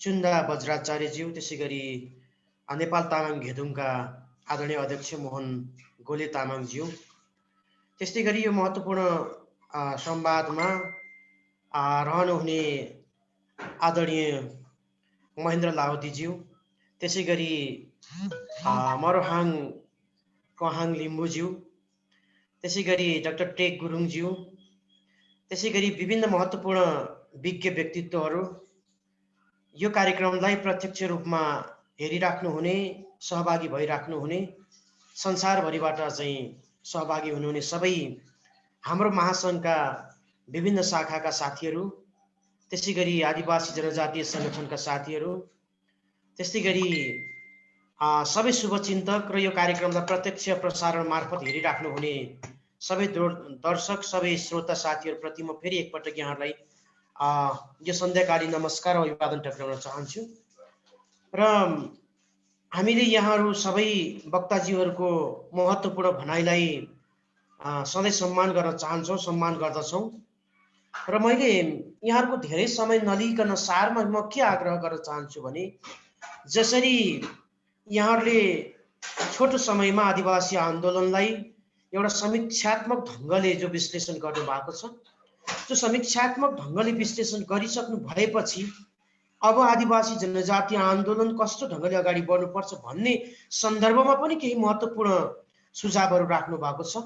त्यसलाई हामी नेपाल आदिवासी जनजाति महासङ्घ सङ्घीय परिषद सचिवालय हार्दिक स्वागत गर्न चाहन्छौँ र यहाँहरूको सुझावप्रति म धन्यवाद पनि व्यक्त गर्न चाहन्छु। र आदरणीय बालकृष्ण माभङज्यूले भन्नुभयो जस्तै र मोहन गोलेज्यूले चाहिँ जसरी चाहिँ आफ्नो कुराहरू राख्नु भएको थियो कि हिजो सुरेश आले मगरदेखि अहिलेसम्म आइपुग्दाखेरि आदिवासी जनजाति आन्दोलनको नाममा आन्दोलनहरू भए तर हामीले उपलब्धिहरू चाहिँ पाउन सकेनौँ। त्यो विषयमा चाहिँ महत्त्वपूर्ण कुराहरू राख्नु भएको छ। र अहिलेसम्म आन्दोलन हेरिराख्दाखेरि अथवा पछिल्लो समयमा यो नेतृत्व यो अहिलेको चाहिँ तपाईँको सचिवालयसम्म आइपुग्दाखेरि पनि चाहिँ आन्दोलन हो, आन्दोलनले केही गति प्राप्त गरे तर गति जति प्राप्त गरे पनि हामीले उपलब्धिहरू प्राप्त गरेनौँ। जस्तो कि हामीले चितवनको 9औं महाधिवेशन पश्चात पनि ठुला ठुला 3वटा आन्दोलनहरू गर्यौं।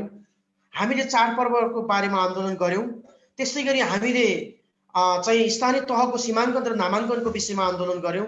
त्यसै गरी हामीले यो लोकसेवा मार्फत चाहिँ हाम्रा प्रतिनिधित्वहरूको सवालको बारेमा आन्दोलन गर्यौं। तर जति आन्दोलन गरे पनि हामीले उपलब्धिहरू चाहिँ हात पार्न सकेका छैनौँ र हामीले गरेका आन्दोलनहरू चाहिँ सफल हुन सकेका छैनन्। जो एउटा विश्लेषणात्मक चाहिँ कुराहरू राख्नु भएको छ, जो एउटा समीक्षा गर्नु भएको छ, त्यो यहाँहरूको समीक्षालाई हामीले पनि त्यही अनुभूति गरेका छौँ, हामीले पनि त्यही महसुस गरेका छौँ कि हामीले आन्दोलन गरिराख्छौँ तर आन्दोलनले कुनै सार्थकता प्राप्त गर्न सकेको छैन, आन्दोलनले कुनै उपलब्धि प्राप्त गर्न सकेको छैन र समुदायले अधिकारहरू प्राप्त गर्न सकेका छैनन्। त्यस कारणले गर्दाखेरि हामीले पनि अहिले पछिल्लो समयमा आग्रह गरिराखेका छौँ कि अहिलेसम्म हामीले गरेका आन्दोलनको मोडालिटी चाहिँ हाम्रो लागि चाहिँ हितकर देखिएन।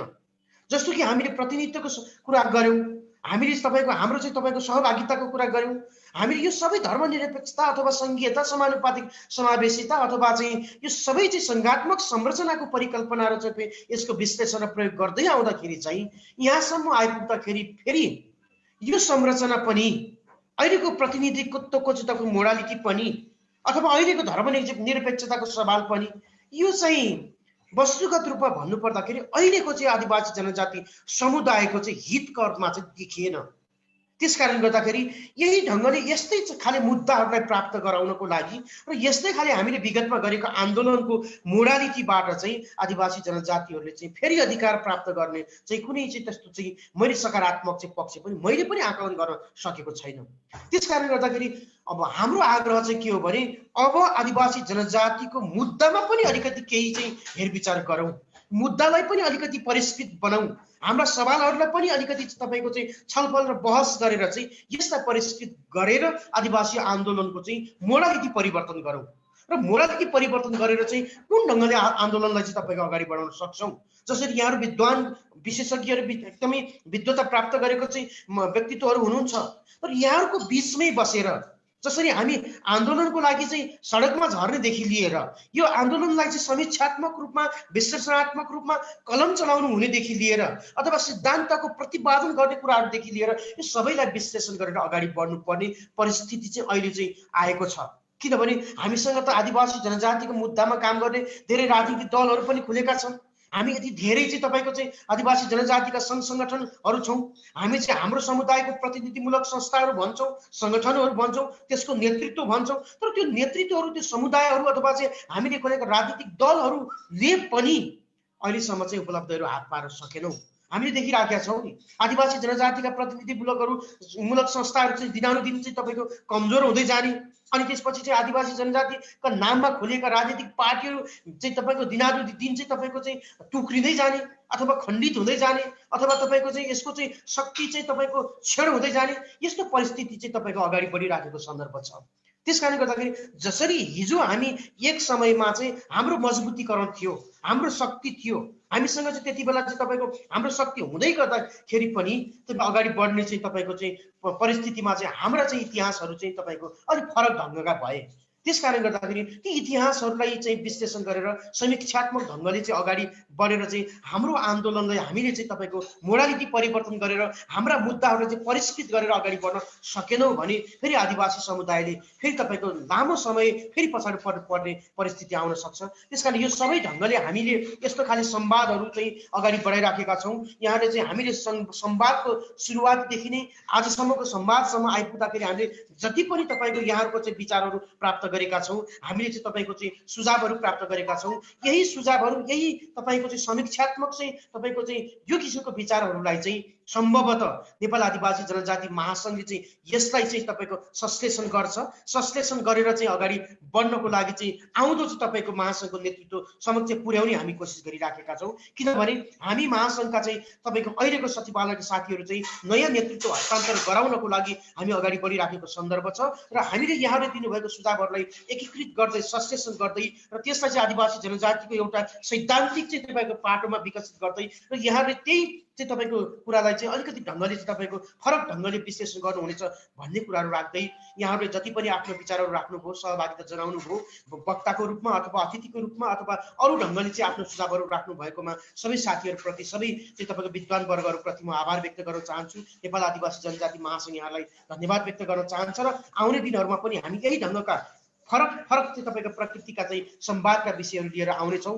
र यो संवादलाई, आजको संवादलाई चाहिँ सबै चाहिँ तपाईँको मिडियाका साथीहरू, सबै चाहिँ तपाईँ फेसबुकका चाहिँ तपाईँको पेजहरू अथवा फेसबुकका चाहिँ अरू ब्लग्सहरूबाट पनि प्रत्यक्ष प्रसारण गरिदिनु हुने सबैप्रति धन्यवाद व्यक्त गर्दै आजको कार्यक्रममा टेक्निकली सहयोग पुर्याउनु हुने, यसलाई चाहिँ तपाईँको सहजताका साथ अगाडि बढाउनु हुने सचिवालयका चाहिँ सबै साथीहरूप्रति पनि धन्यवाद व्यक्त गर्दै, विशेष गरेर यसलाई चाहिँ सहजीकरण गर्नुहुने चाहिँ सुखवीर थामीजीप्रति पनि आभार व्यक्त गर्दै यहाँहरू सबैलाई सहभागिता जनाउनु भयो, आफ्नो सुझावहरू दिनुभयो, महत्त्वपूर्ण विचारहरू राखिदिनु भयो, त्यसको लागि धन्यवाद व्यक्त गर्दै आजको यो संवाद यही टुङ्गिएको चाहिँ अनुरोध गर्न चाहन्छु। धन्यवाद, नमस्कार।